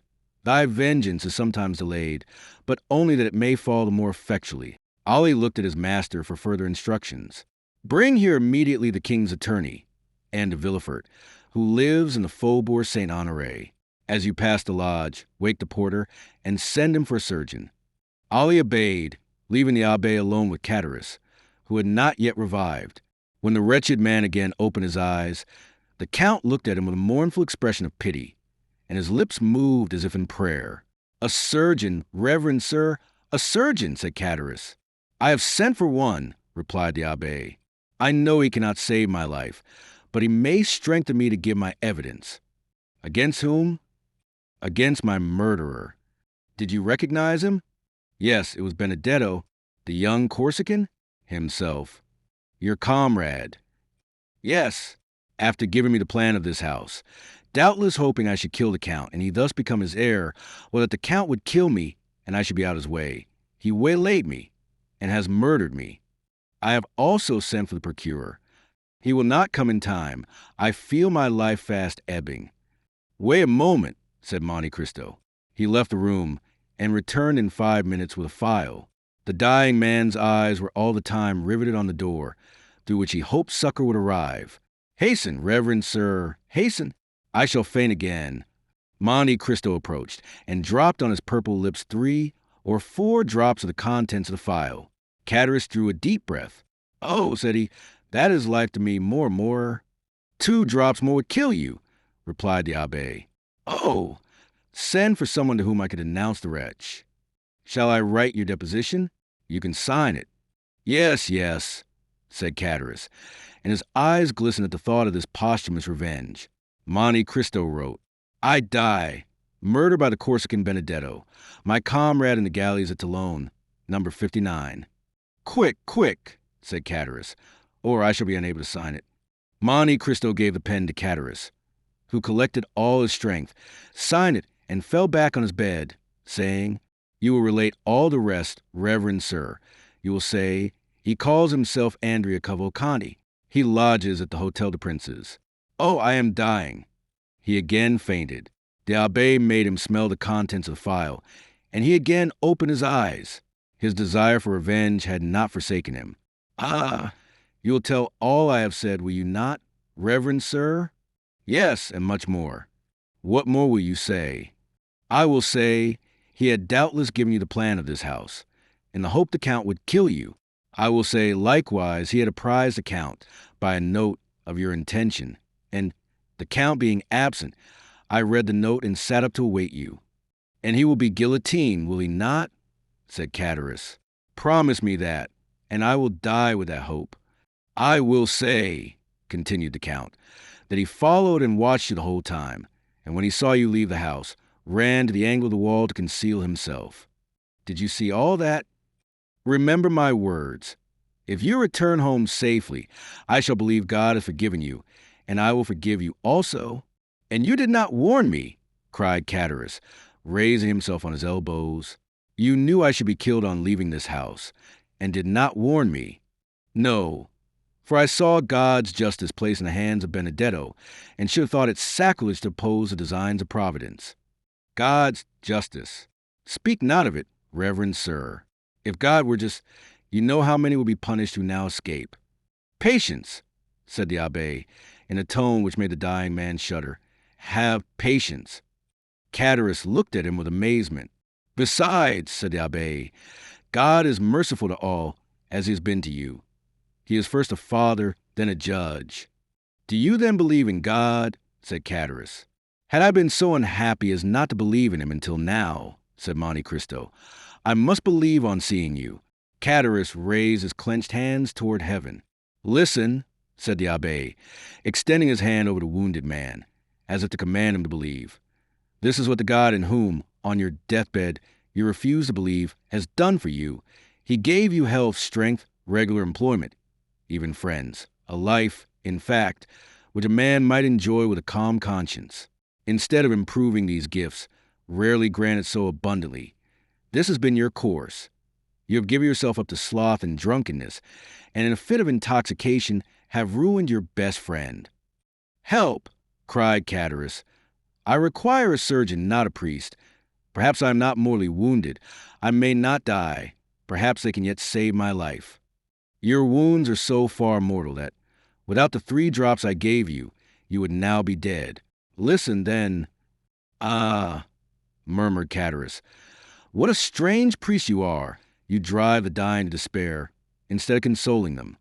Listen, continued the abbé. When you had betrayed your friend, God began not to strike, but to warn you. Poverty overtook you. You had already passed half your life in coveting that which you might have honorably acquired, and already you contemplated crime under the excuse of want, when God worked a miracle in your behalf, sending you, by my hands, a fortune brilliant, indeed for you, who had never possessed any. But this unexpected, unhoped for, unheard of fortune sufficed you no longer when you once possessed it. You wished to double it, and how? By a murder. You succeeded, and then God snatched it from you and brought you to justice. It was not I who wished to kill the Jew, said Chatteris. It was La Carcani. Yes, said Monte Cristo. And God, I cannot say in justice, for his justice would have slain you, but God, in his mercy, spared your life. Pargi, to transport me for life. How merciful. You thought of mercy then, miserable wretch. The coward who feared death rejoiced at perpetual disgrace.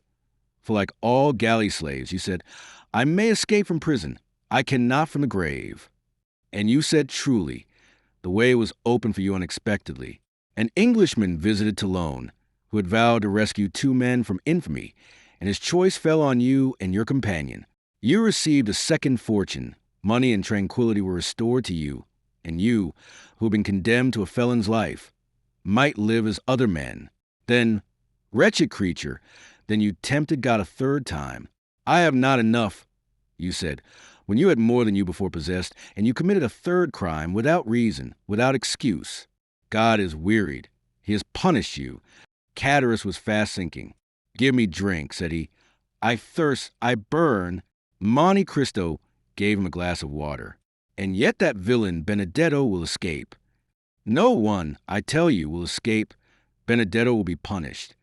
Then you, too, will be punished, for you did not do your duty as a priest.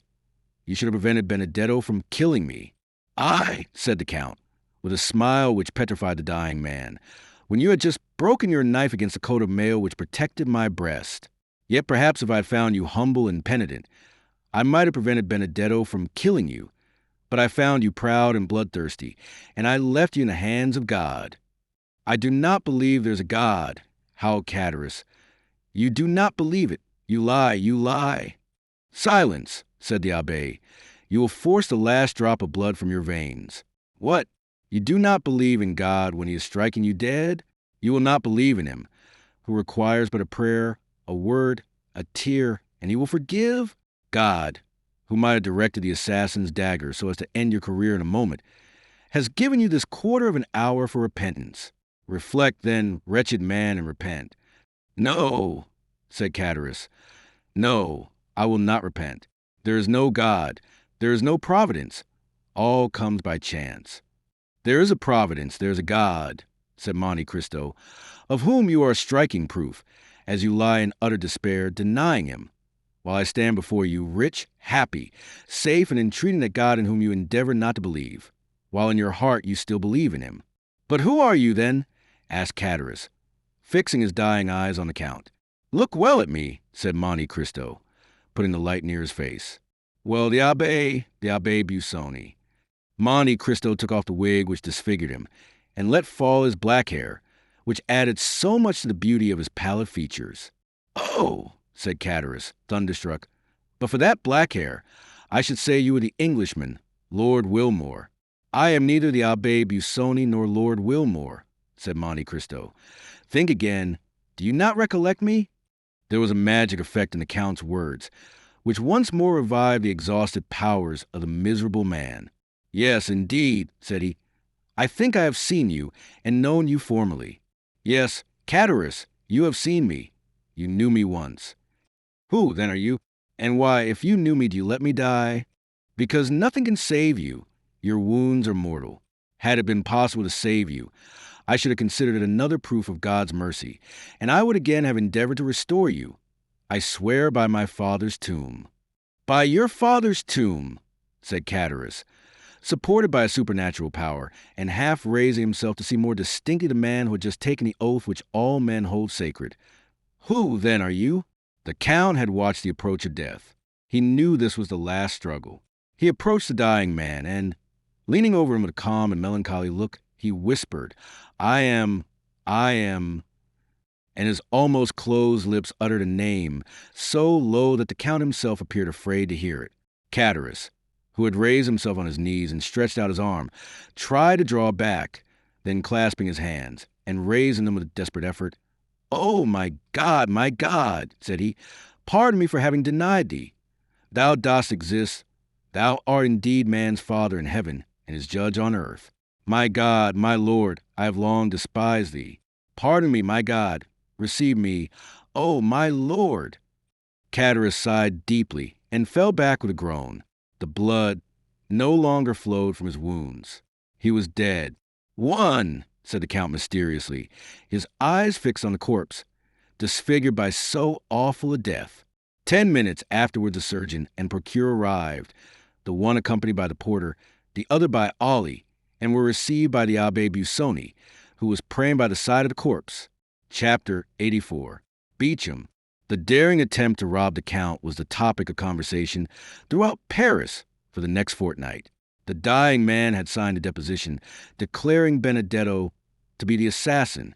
The police had orders to make the strictest search for the murderer. Chatterus' knife, dark lantern, bunch of keys, and clothing, excepting the waistcoat, which could not be found, were deposited at the registry. The corpse was conveyed to morgue.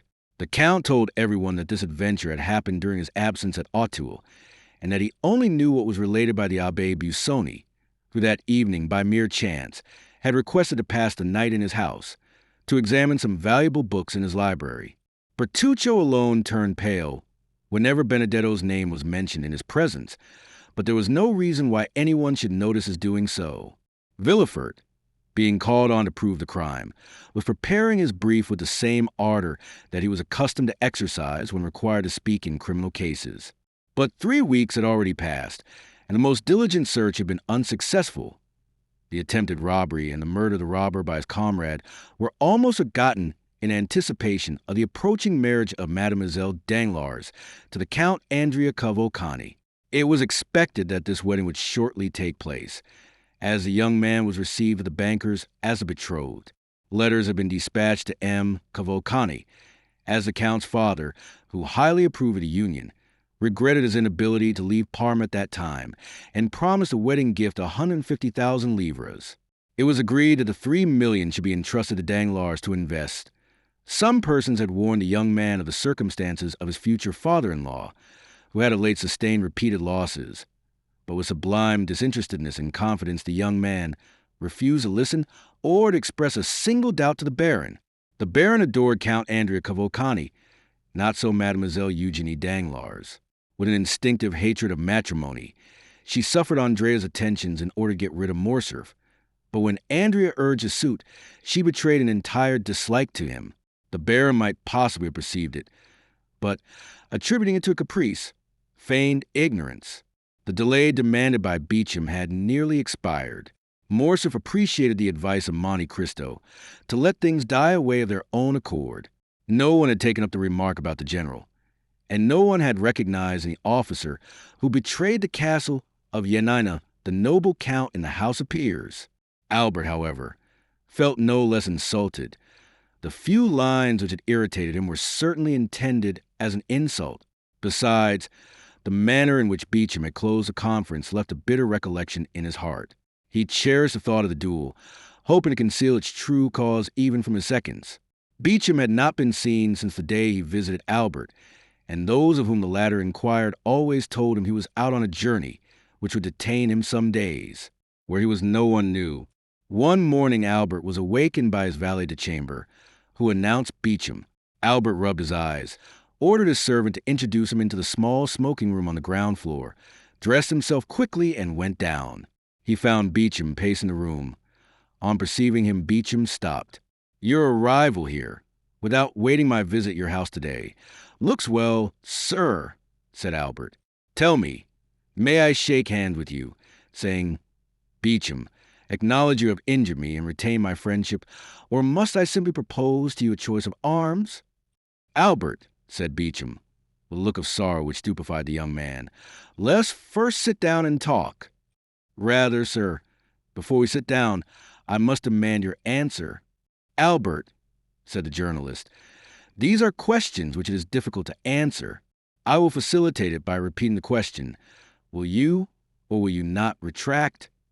"Morcerf, it is not enough to answer yes or no to questions which concern the honor, the social interest, and the life of such a man as Lieutenant General the Count of Morcerf, peer of France." "What must then be done?" "What I have done, Albert. I reason thus. Money, time, and fatigue are nothing compared with the reputation and interest of a whole family. Probabilities will not suffice. Only facts will justify a deadly combat with a friend.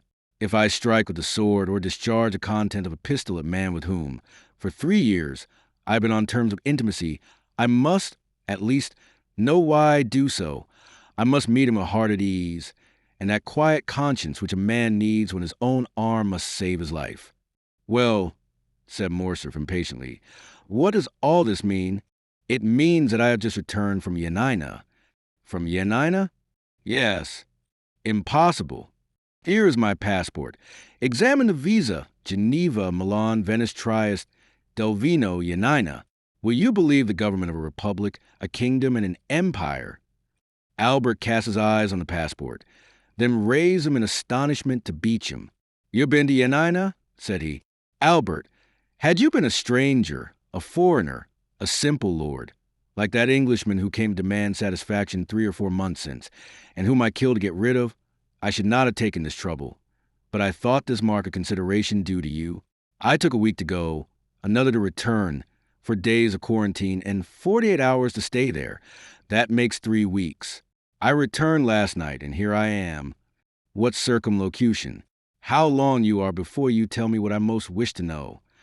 Because, in truth, Albert, you hesitate? Yes, I fear. You fear to acknowledge that your correspondent has deceived you? Oh, no self-love, Beecham. Acknowledge it, Beecham.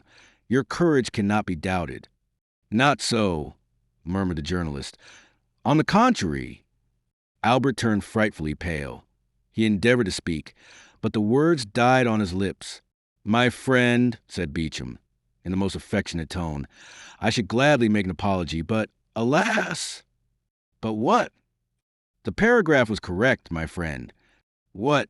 That French officer. Yes. Fernand. Yes. The traitor who surrendered the castle to the man in whose service he was. Pardon me, my friend, that man was your father. Albert advanced furiously towards Beecham, but the latter restrained him more by a mild look than by his extended hand. My friend, said he, here is a proof of it. Albert opened the paper. It was an attestation of for notable inhabitants of Yanina, proving that Colonel Fernand Mondego, in the service of Ali Tepellini, had surrendered the castle for 2,000,000 crowns. The signatures were perfectly legal. Albert tottered and fell overpowered in a chair. It could no longer be doubted. The family name was fully given.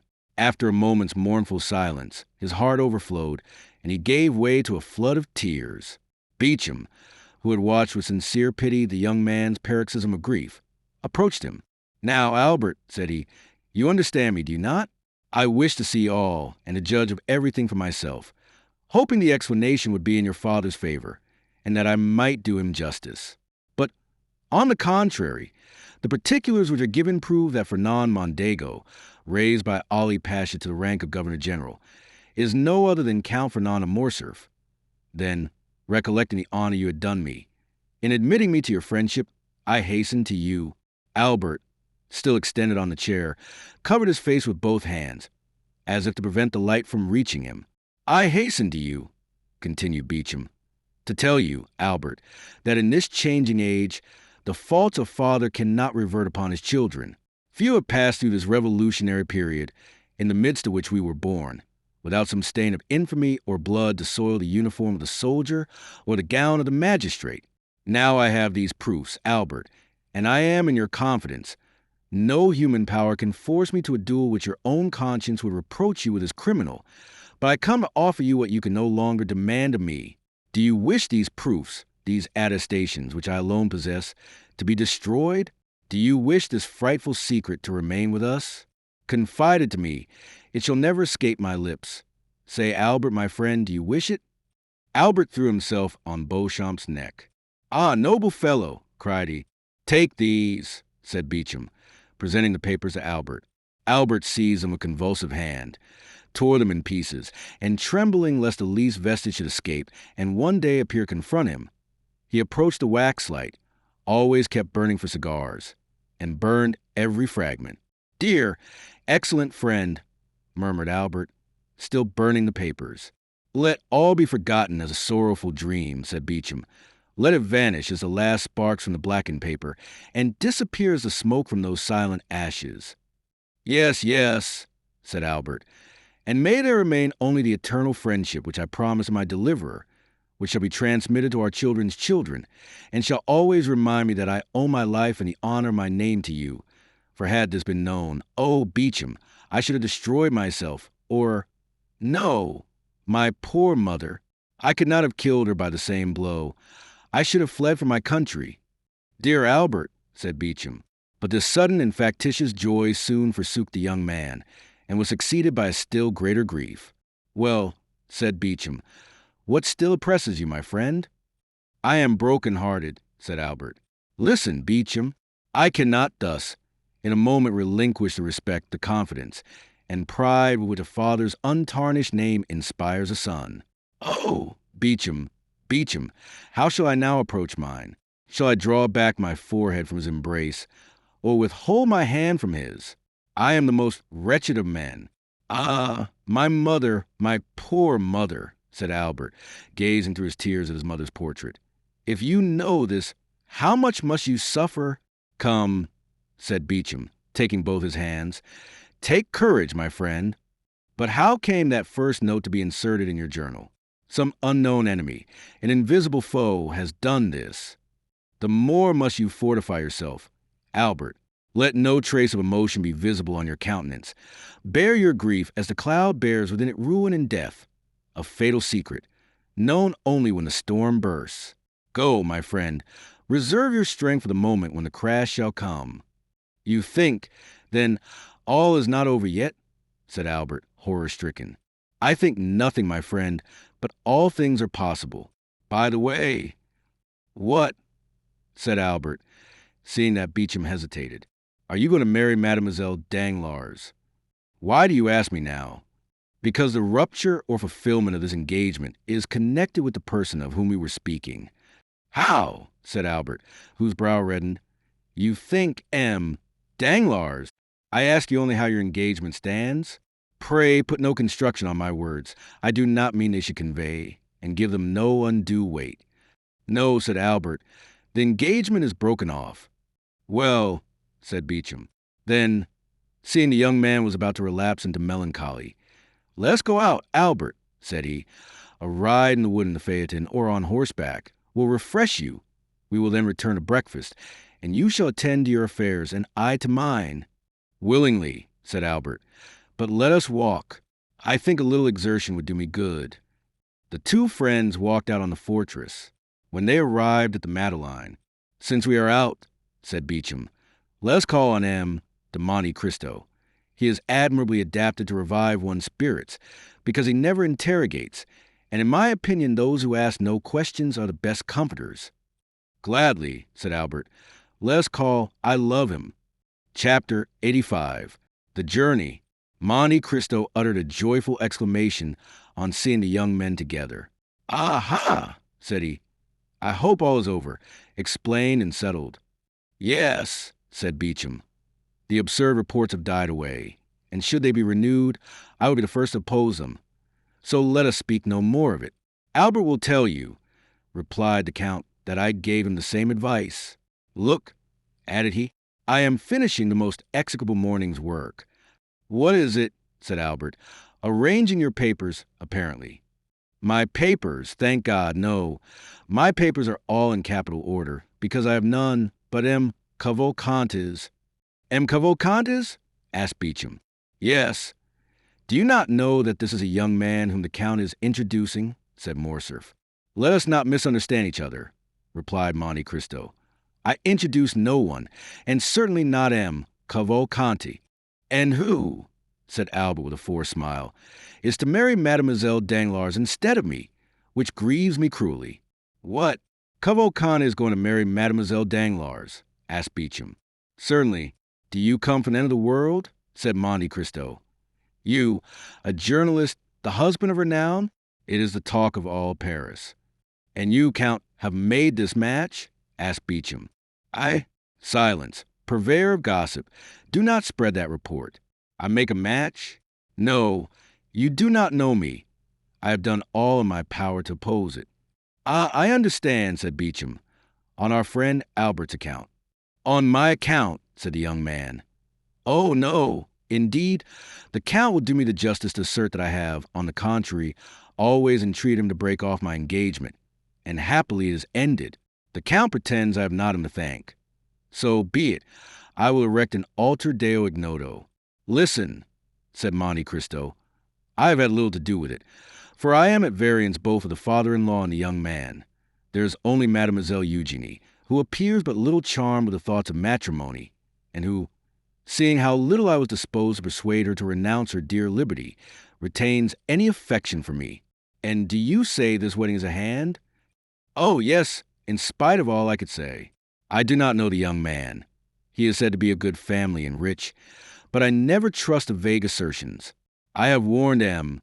Dang Lars of it till I am tired, but he is fascinated with his Luccanese. I have even informed him of a circumstance I consider very serious. The young man was either charmed by his nurse, stolen by gypsies, or lost by his tutor. I scarcely know which. But I do know his father lost sight of him for more than 10 years. What he did during these 10 years, God only knows. Well, all that was useless.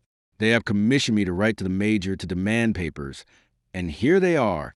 I send them, but like Pilate, washing my hands. And what does Mademoiselle d'Armilly say to you for robbing her of her pupil? Oh, well, I don't know, but I understand that she is going to Italy. Madame Danglars asked me for letters of recommendation for the impresario. I gave her a few lines for the director of the Valle Theatre, who is under some obligation to me. But what is the matter, Albert? You look dull. Are you, after all, unconsciously in love with Mademoiselle Eugenie? I am not aware of it, said Albert, smiling sorrowfully. Beauchamp turned to look at some paintings. But, continued Monte Cristo, you are not in your usual spirits? I have a dreadful headache, said Albert. Well, my dear Viscount, said Monte Cristo, I have an infallible remedy to propose to you. What is that? Asked the young man. A change. Indeed, said Albert. Yes, and as I am just now excessively annoyed, I shall go from home. Shall we go together? You annoyed, Count, said Beauchamp. And by what? Ah, you think very lightly of it. I should like to see you with a brief preparing in your house. What brief? The one de Villefort preparing against my amiable assassin. Some brigand escaped from the gallows, apparently. True, said Beauchamp. I saw in the paper. Who is this Catullus? Some Provençal, it appears. De Villefort heard of him at Marseilles, and Danglars recollects having seen him. Consequently, the procureur is very active in the affair, and the prefect of police very much interested.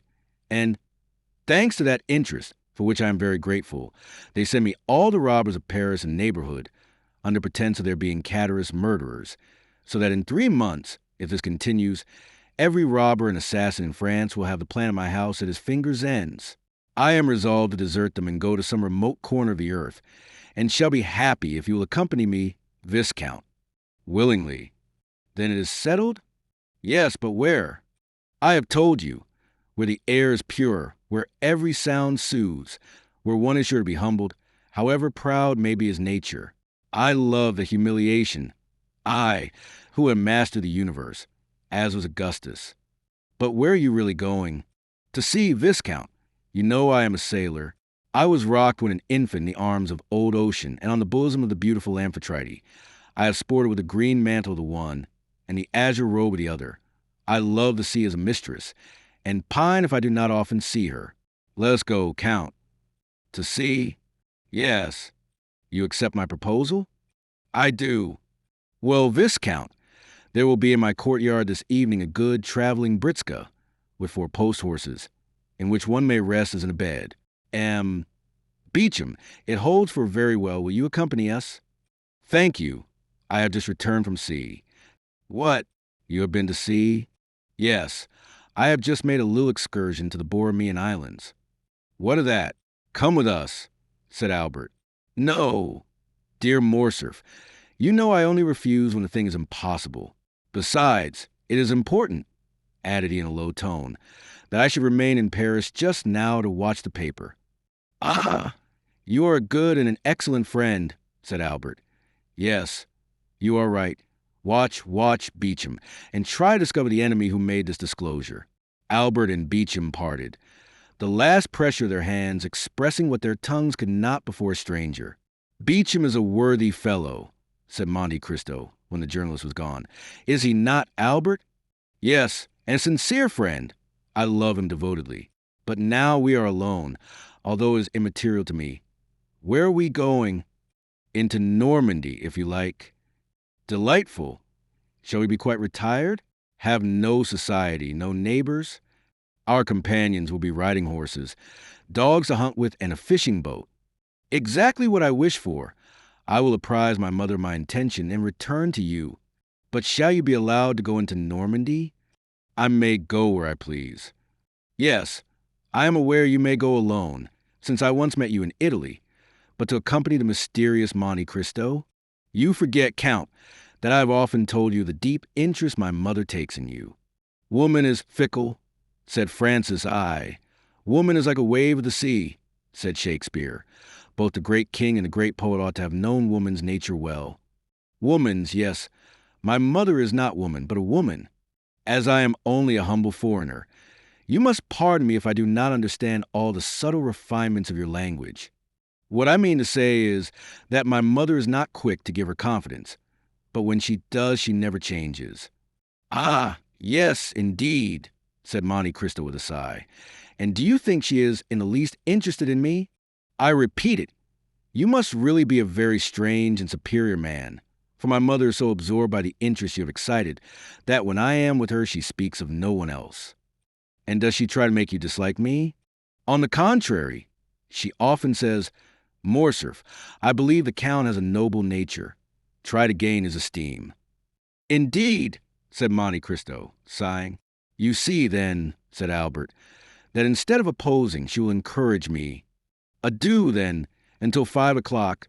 Be punctual, and we shall arrive at 12 or 1. At your port? Yes, or in the neighborhood.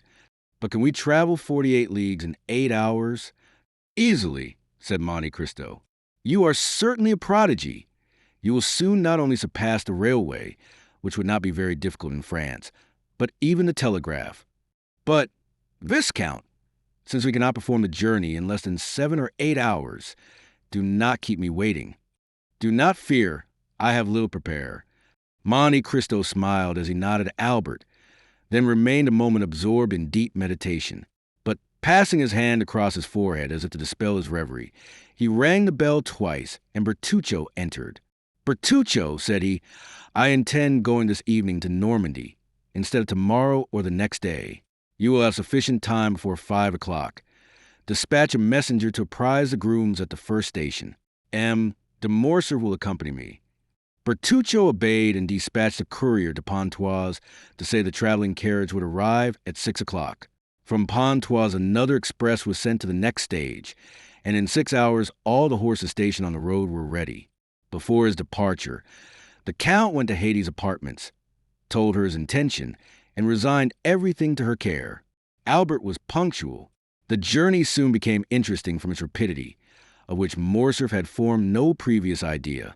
Truly, said Monte Cristo, with your post horses going at the rate of 2 leagues an hour, and that absurd law that one traveler shall not pass another without permission, so that an invalid or ill-tempered traveler may detain those who are well and active, it is impossible to move.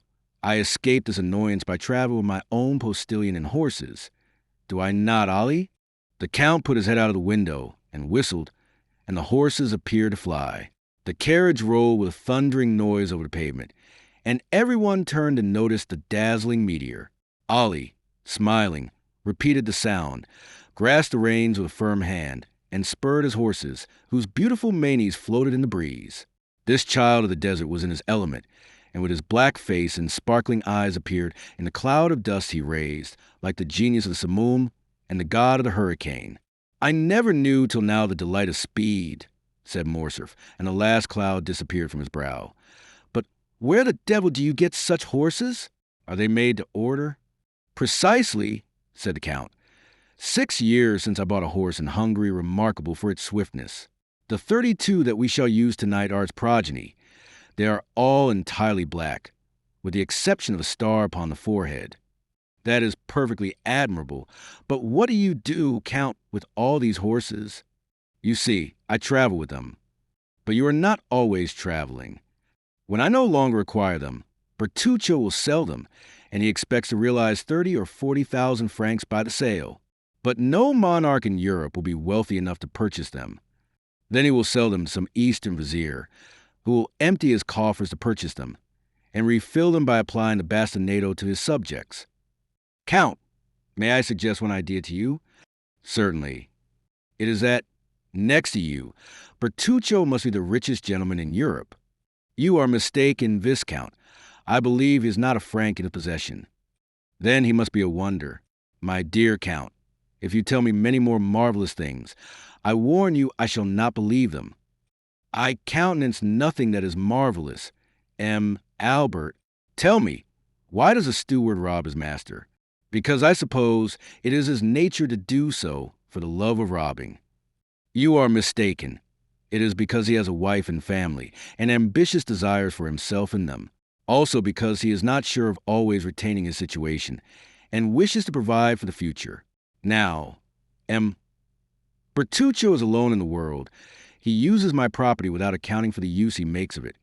He is sure never to leave my service. Why? Because I should never get better. Probabilities are deceptive, but I deal in certainties. He is the best servant over whom one has the power of life and death. Do you possess that right over Bertuccio? Yes. There are words which close a conversation with an iron door. Such was the Count's yes. The whole journey was performed with equal rapidity. The 32 horses, dispersed over 7 stages, brought them to their destination in 8 hours. At midnight, they arrived at the gate of a beautiful park. The porter was in attendance. He had been apprised by the groom of the last stage of the Count's approach. At 2:30 in the morning, Morcerf was conducted to his apartments, where a bath and supper were prepared. The servant who had traveled at the back of the carriage waited on him. Baptistin, who rode in front, attended the Count. Albert bathed, took his supper, and went to bed. All night he was lulled by the melancholy noise of the surf. On rising, he went to his window, which opened on a terrace, having the sea in front, and at the back a pretty park bounded by a small forest.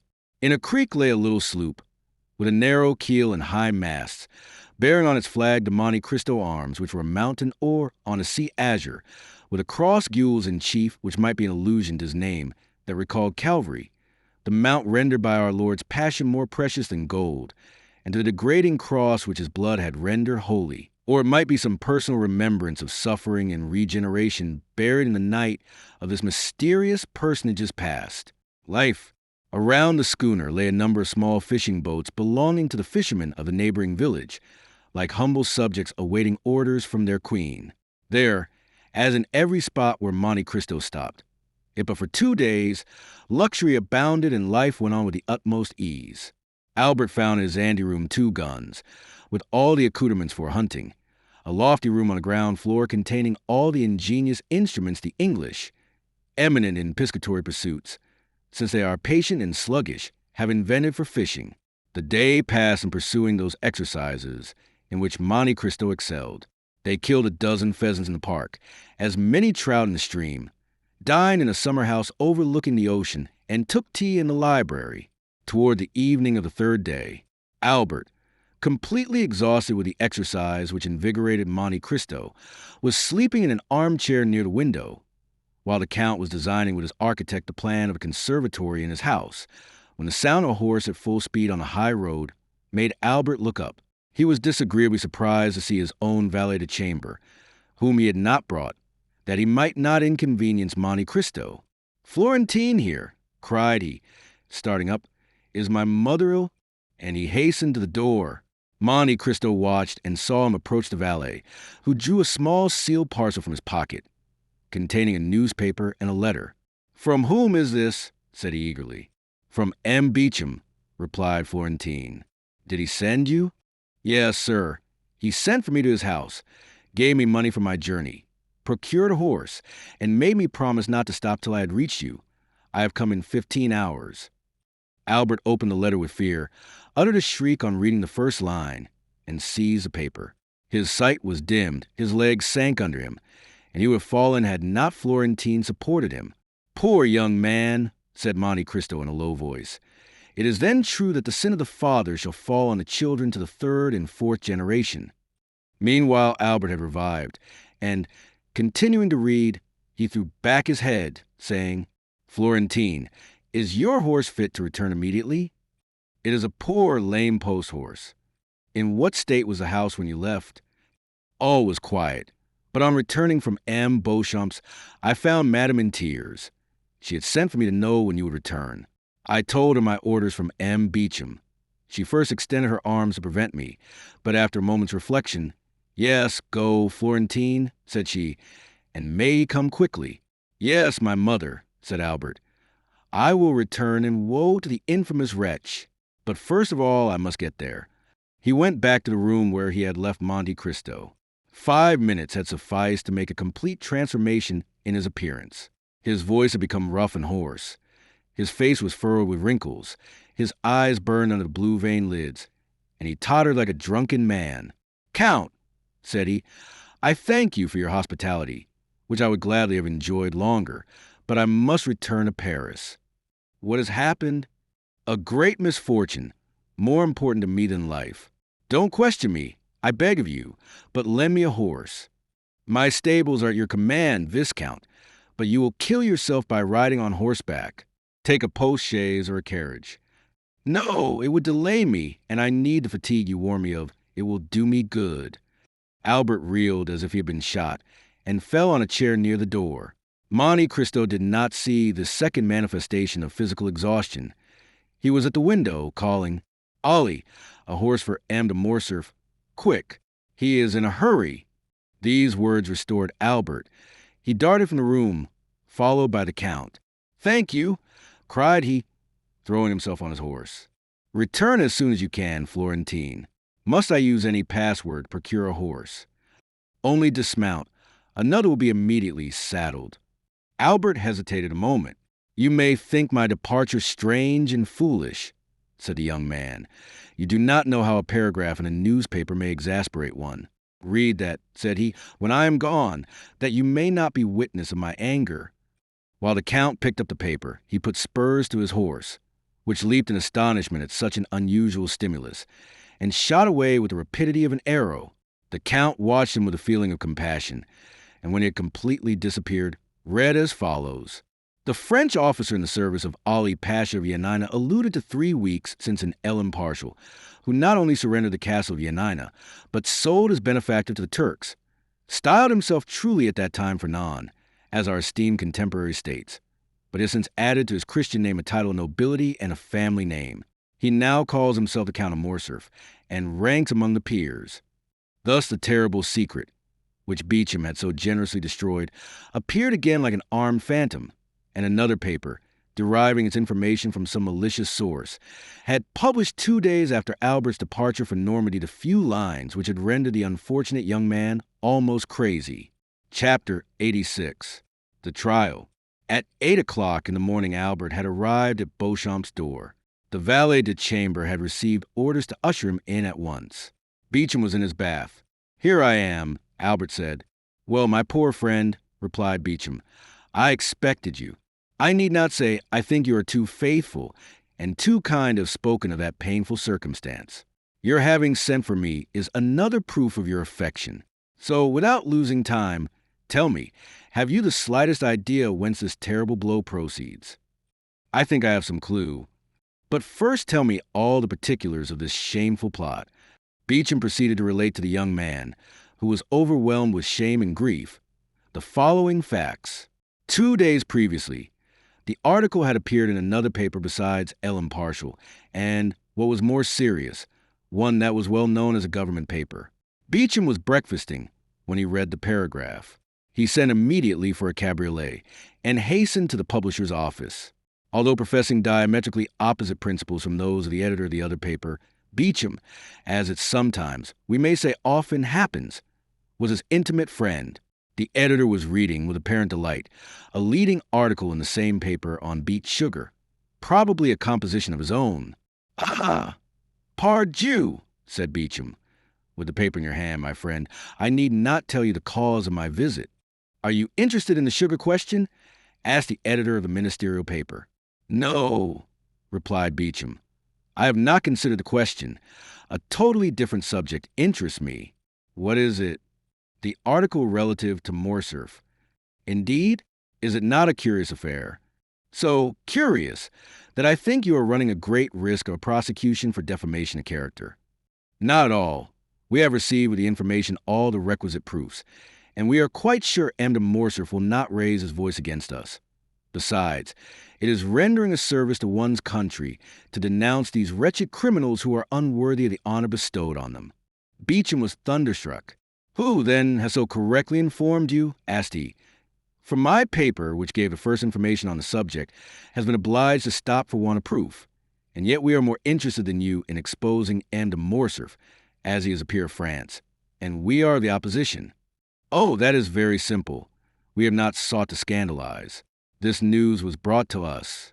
A man arrived yesterday from Yanina, bringing a formidable array of documents, and when we hesitated to publish the accusatory article, he told us it should be inserted in some other paper. Beecham understood that nothing remained but to submit, and left the office to dispatch a courier to Morcerf. But he had been unable to send to Albert the following particulars, as the events had transpired after the messenger's departure, namely, that the same day a great agitation was manifest in the House of Peers among the usually calm members of that dignified assembly. Everyone had arrived almost before the usual hour, and was conversing on the melancholy event which was to attract the attention of the public towards one of their most illustrious colleagues. Some were perusing the article, others making comments and recalling circumstances which substantiated the charges still more. The Count of Morcerf was no favorite with his colleagues. Like all upstarts, he had had recourse to a great deal of haughtiness to maintain his position. The true nobility laughed at him, the talented repelled him, and the honorable instinctively despised him. He was, in fact, in the unhappy position of the victim marked for sacrifice. The finger of God once pointed at him. Everyone was prepared to raise a hue and cry. The Count of Morcerf alone was ignorant of the news. He did not take in the paper containing the defamatory article, and had passed the morning in writing letters and in trying a horse. He arrived at his usual hour, with a proud look and insolent demeanor. He alighted, passed through the corridors, and entered the house without observing the hesitation of the doorkeepers or the coolness of his colleagues. Business had already been going on for half an hour. When he entered, everyone held the accusing paper. But, as usual, no one liked to take upon himself the responsibility of the attack. At length an honorable peer, Morcerf's acknowledged enemy, ascended the tribune with that solemnity which announced that the expected moment had arrived. There was an impressive silence. Morcerf alone knew not why such profound attention was given to an orator who was not always listened to with so much complacency. The Count did not notice the introduction, in which the speaker announced that his communication would be of that vital importance that it demanded the undivided attention of the House. But at the mention of Yanina and Colonel Fernand, he turned so frightfully pale that every member shuddered and fixed his eyes upon him. Moral wounds have this peculiarity. They may be hidden, but they never close. Always painful, always ready to bleed when touched, they remain fresh and open in the heart. The article having been read during the painful hush that followed, a universal shudder pervaded the assembly, and immediately the closest attention was given to the orator as he resumed his remarks. He stated his scruples and the difficulties of the case. It was the honor of M. de Morcerf and that of the whole house. He proposed to defend by provoking a debate on personal questions, which are always such painful themes of discussion. He concluded by calling for an investigation, which might dispose of the calumnious report before it had time to spread, and restore M. de Morcerf to the position he had long held in public opinion. Morcerf was so completely overwhelmed by this great and unexpected calamity that he could scarcely stammer a few words as he looked around on the assembly. This timidity, which might proceed from the astonishment of innocence as well as the shame of guilt, conciliated some in his favor. For men who are truly generous are always ready to compassionate when the misfortune of their enemy surpasses the limits of their hatred. The president put it to the vote, and it was decided that the investigation should take place. The Count was asked what time he required to prepare his defense. Morcerf's courage had revived when he found himself alive after this horrible blow. "My lords," answered he, "it is not by time I can repel the attack made on me by enemies unknown to me, and doubtless hidden in obscurity. It is immediately and by a thunderbolt that I must repel the flash of lightning which for a moment startled me. Oh, that I could, instead of taking up this defense, shed my last drop of blood to prove to my noble colleagues that I am their equal in worth." These words made a favorable impression on behalf of the accused. "I demand, then, that the examination shall take place as soon as possible, and I will furnish the House with all necessary information." "What day do you fix?" asked the president. "Today I am at your service," replied the Count. The president rang the bell. "Does the House approve that the examination should take place today?" "Yes," was a unanimous answer. A committee of 12 members was chosen to examine the proofs brought forward by Morcerf.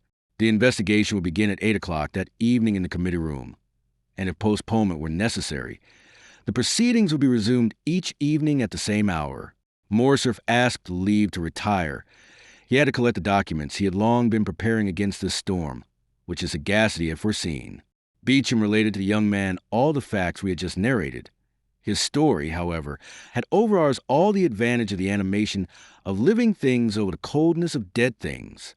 Albert listened, trembling now with hope, then with anger, and then again with shame, for from Beauchamp's confidence he knew his father was guilty, and he asked himself how, since he was guilty, he could prove his innocence. Beecham hesitated to continue his narrative. "What next?" asked Albert. "What next? My friend, you impose a painful task on me. Must you know all?" "Absolutely, and rather from your lips than another's. Muster up all your courage, then, for never have you required it more." Albert passed his hand over his forehead, as if to try his strength, as a man who is preparing to defend his life proves a shield and bends a sword. He thought himself strong enough, for he mistook fever for energy. "Go on," said he. "The evening arrived. All Paris was in expectation. Many said your father had only to show himself to crush the charge against him. Many others said he would not appear, while some asserted that they had seen him start for Brussels, and others went to the police office to inquire if he had taken out a passport. I used all my influence with one of the committee, a young peer of my acquaintance, to get admission to one of the galleries. He called for me at 7 o'clock, and before anyone had arrived, asked one of the doorkeepers to place me in a box. I was concealed by a column, and might witness the whole of the terrible scene which was about to take place. At 8 o'clock all were in their places, and M. de Morcerf entered at the last stroke. He held some papers in his hand. His countenance was calm and his step firm, and he was dressed with great care in his military uniform, which was buttoned completely up to the chin. His presence produced a good effect. The committee was made up of liberals, several of whom came forward to shake hands with him. Albert felt his heart bursting at these particulars, but gratitude mingled with his sorrow. He would gladly have embraced those who had given his father this proof of esteem at a moment when his honor was so powerfully attacked. At this moment, one of the doorkeepers brought in a letter for the president. "You are at liberty to speak, M. de Morcerf," said the president, as he unsealed the letter, and the count began his defense. "I assure you, Albert, in a most eloquent and skillful manner." He produced documents proving that the vizier of Yanina had up to the last moment honored him with his entire confidence, since he had interested him with negotiation of life and death with the emperor. He produced a ring, his mark of authority, with which Ali Pasha generally sealed his letters, and which the latter had given him, that he might, on his return at any hour of the day or night, gain access to the presence, even in the harem. Unfortunately, the negotiation failed, and when he returned to defend his benefactor, he was dead. "But," said the count, "so great was Ali Pasha's confidence that on his deathbed he resigned his favorite mistress and her daughter to my care."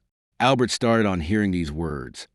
The history of Haiti recurred to him, and he remembered what she had said of that message and ring, and the manner in which he had been sold and made a slave. "And what effect did this discourse produce?" anxiously inquired Albert. "I acknowledge it affected me, and indeed all the committee also," said Beecham. Meanwhile, the president carelessly opened the letter which had been brought to him, but the first lines aroused his attention. He read them again and again, and fixing his eyes on M. de Morcerf, "Count," said he, "you said that the vizier of Yanina confided his wife and daughter to your care?" "Yes, sir," replied Morcerf, "but in that, like all the rest, misfortune pursued me. On my return, Basiliki and her daughter Haiti had disappeared." "Did you know them?" "My intimacy with the Pasha and his unlimited confidence had gained me an introduction to them, and I had seen them above 20 times. "Have you any idea what became of them?" "Yes, sir. I heard they had fallen victims to their sorrow, and perhaps to their poverty. I was not rich. My life was in constant danger. I could not seek them, to my great regret." The president frowned imperceptibly. "Gentlemen," said he, "you have heard the Count de Morcerf's defense. Can you, sir, produce any witnesses to the truth of what you have asserted?" "Alas, no, monsieur," replied the count. "All those who surrounded the vizier, or who knew me at his court, are either dead or gone away, I know not where. I believe that I alone, of all my countrymen, survived that dreadful war. I have only the letters of Ali Tepelini, which I have placed before you, the ring, a token of his goodwill, which is here, and lastly, the most convincing proof I can offer after an anonymous attack, and that is the absence of any witness against my veracity and the purity of my military life. A murmur of approbation ran through the assembly, and at this moment, Albert, had nothing more transpired, your father's cause had been gained. It only remained to put to the vote when the president resumed. Gentlemen, and you, monsieur, you will not be displeased, I presume, to listen to one who calls himself a very important witness, and who has just presented himself. He is, doubtless, come to prove the perfect innocence of our colleague. Here is a letter I have just received on the subject. Shall it be read, or shall it be passed over? And shall we take no notice of this incident? De Morcerf turned pale and clenched his hands on the papers he held. The committee decided to hear the letter. The Count was thoughtful and silent. The President read, Mr. President, I can furnish the Committee of Inquiry into the conduct of the Lieutenant General the Count of Morcerf in Epirus and in Macedonia with important particulars. The President paused, and the Count turned pale. The President looked at his auditors. Proceed was heard on all sides. The President resumed. I was on the spot at the death of Ali Pasha. I was present during his last moments. I know what has become of Vasiliki and Haiti. I am at the command committee, and even claim the honor of being heard. I shall be in the lobby when this note is delivered to you. And who is this witness, or rather this enemy? Asked the Count, in a tone in which there was a visible alteration. We shall know, sir, replied the President. Is the committee willing to hear this witness? Yes, they all said at once. The doorkeeper was called. Is there anyone in the lobby? Said the President. Yes, sir. Who is it? A woman, accompanied by a servant. Everyone looked at his neighbor. Bring her in, said the President. 5 minutes after the doorkeeper again appeared. All eyes were fixed on the door, and I, said Beauchamp, shared the general expectation and anxiety. Behind the doorkeeper walked a woman enveloped in a large veil, which completely concealed her. It was evident, from her figure and the perfume she had about her, that she was young and fastidious in her tastes. But that was all. The President requested her to throw aside her veil, and it was then seen that she was dressed in the Grecian costume, and was remarkably beautiful. Ah, said Albert, it was she. Who? Haiti. Who told you that? Alas, I guess it. But go on, Beauchamp. You see I am calm and strong, and yet we must be drawing near the disclosure. De Morcerf, continued Beauchamp, looked at this woman with surprise and terror. Her lips were about to pass a sentence of life or death. To the committee, the adventure was so extraordinary and curious that the interest they had felt for the Count's safety became now quite a secondary matter. The President himself advanced to place a seat for the young lady, but she declined availing herself of it. As for the Count, he had fallen on his chair. It was evident that his legs refused to support him. Madam, said the President, you have engaged to furnish the committee with some important particulars respecting the affair at Yanina, and you have stated that you were an eyewitness of the event. I was indeed, said the stranger, with a tone of sweet melancholy, and with a sonorous voice peculiar to the East. But allow me to say that you must have been very young then. I was 4 years old, but as those events deeply concern me, not a single detail has escaped my memory. In what manner could these events concern you? And who are you, that they should have made so deep an impression on you? On them depended my father's life, replied she. I am Haiti, the daughter of Ali Tepelini, Pasha of Yanina, and of Vasiliki, his beloved wife. The blush of mingled pride and modesty which suddenly suffused the cheeks of the young woman, the brilliancy of her eye, and her highly important communication, produced an indescribable effect on the assembly. As for the Count, he could not have been more overwhelmed if a thunderbolt had fallen at his feet and opened an immense gulf before him. Madam, replied the President, bowing with profound respect, allow me to ask one question. It shall be the last. Can you prove the authenticity of what you have now stated? I can, sir, said Haiti, drawing from under her veil a satin satchel highly perfumed. For here is the register of my birth, signed by my father and his principal officers, and that of my baptism, my father having consented to my being brought up in my mother's faith. This latter has been sealed by the Grand Primate of Macedonia and Epirus.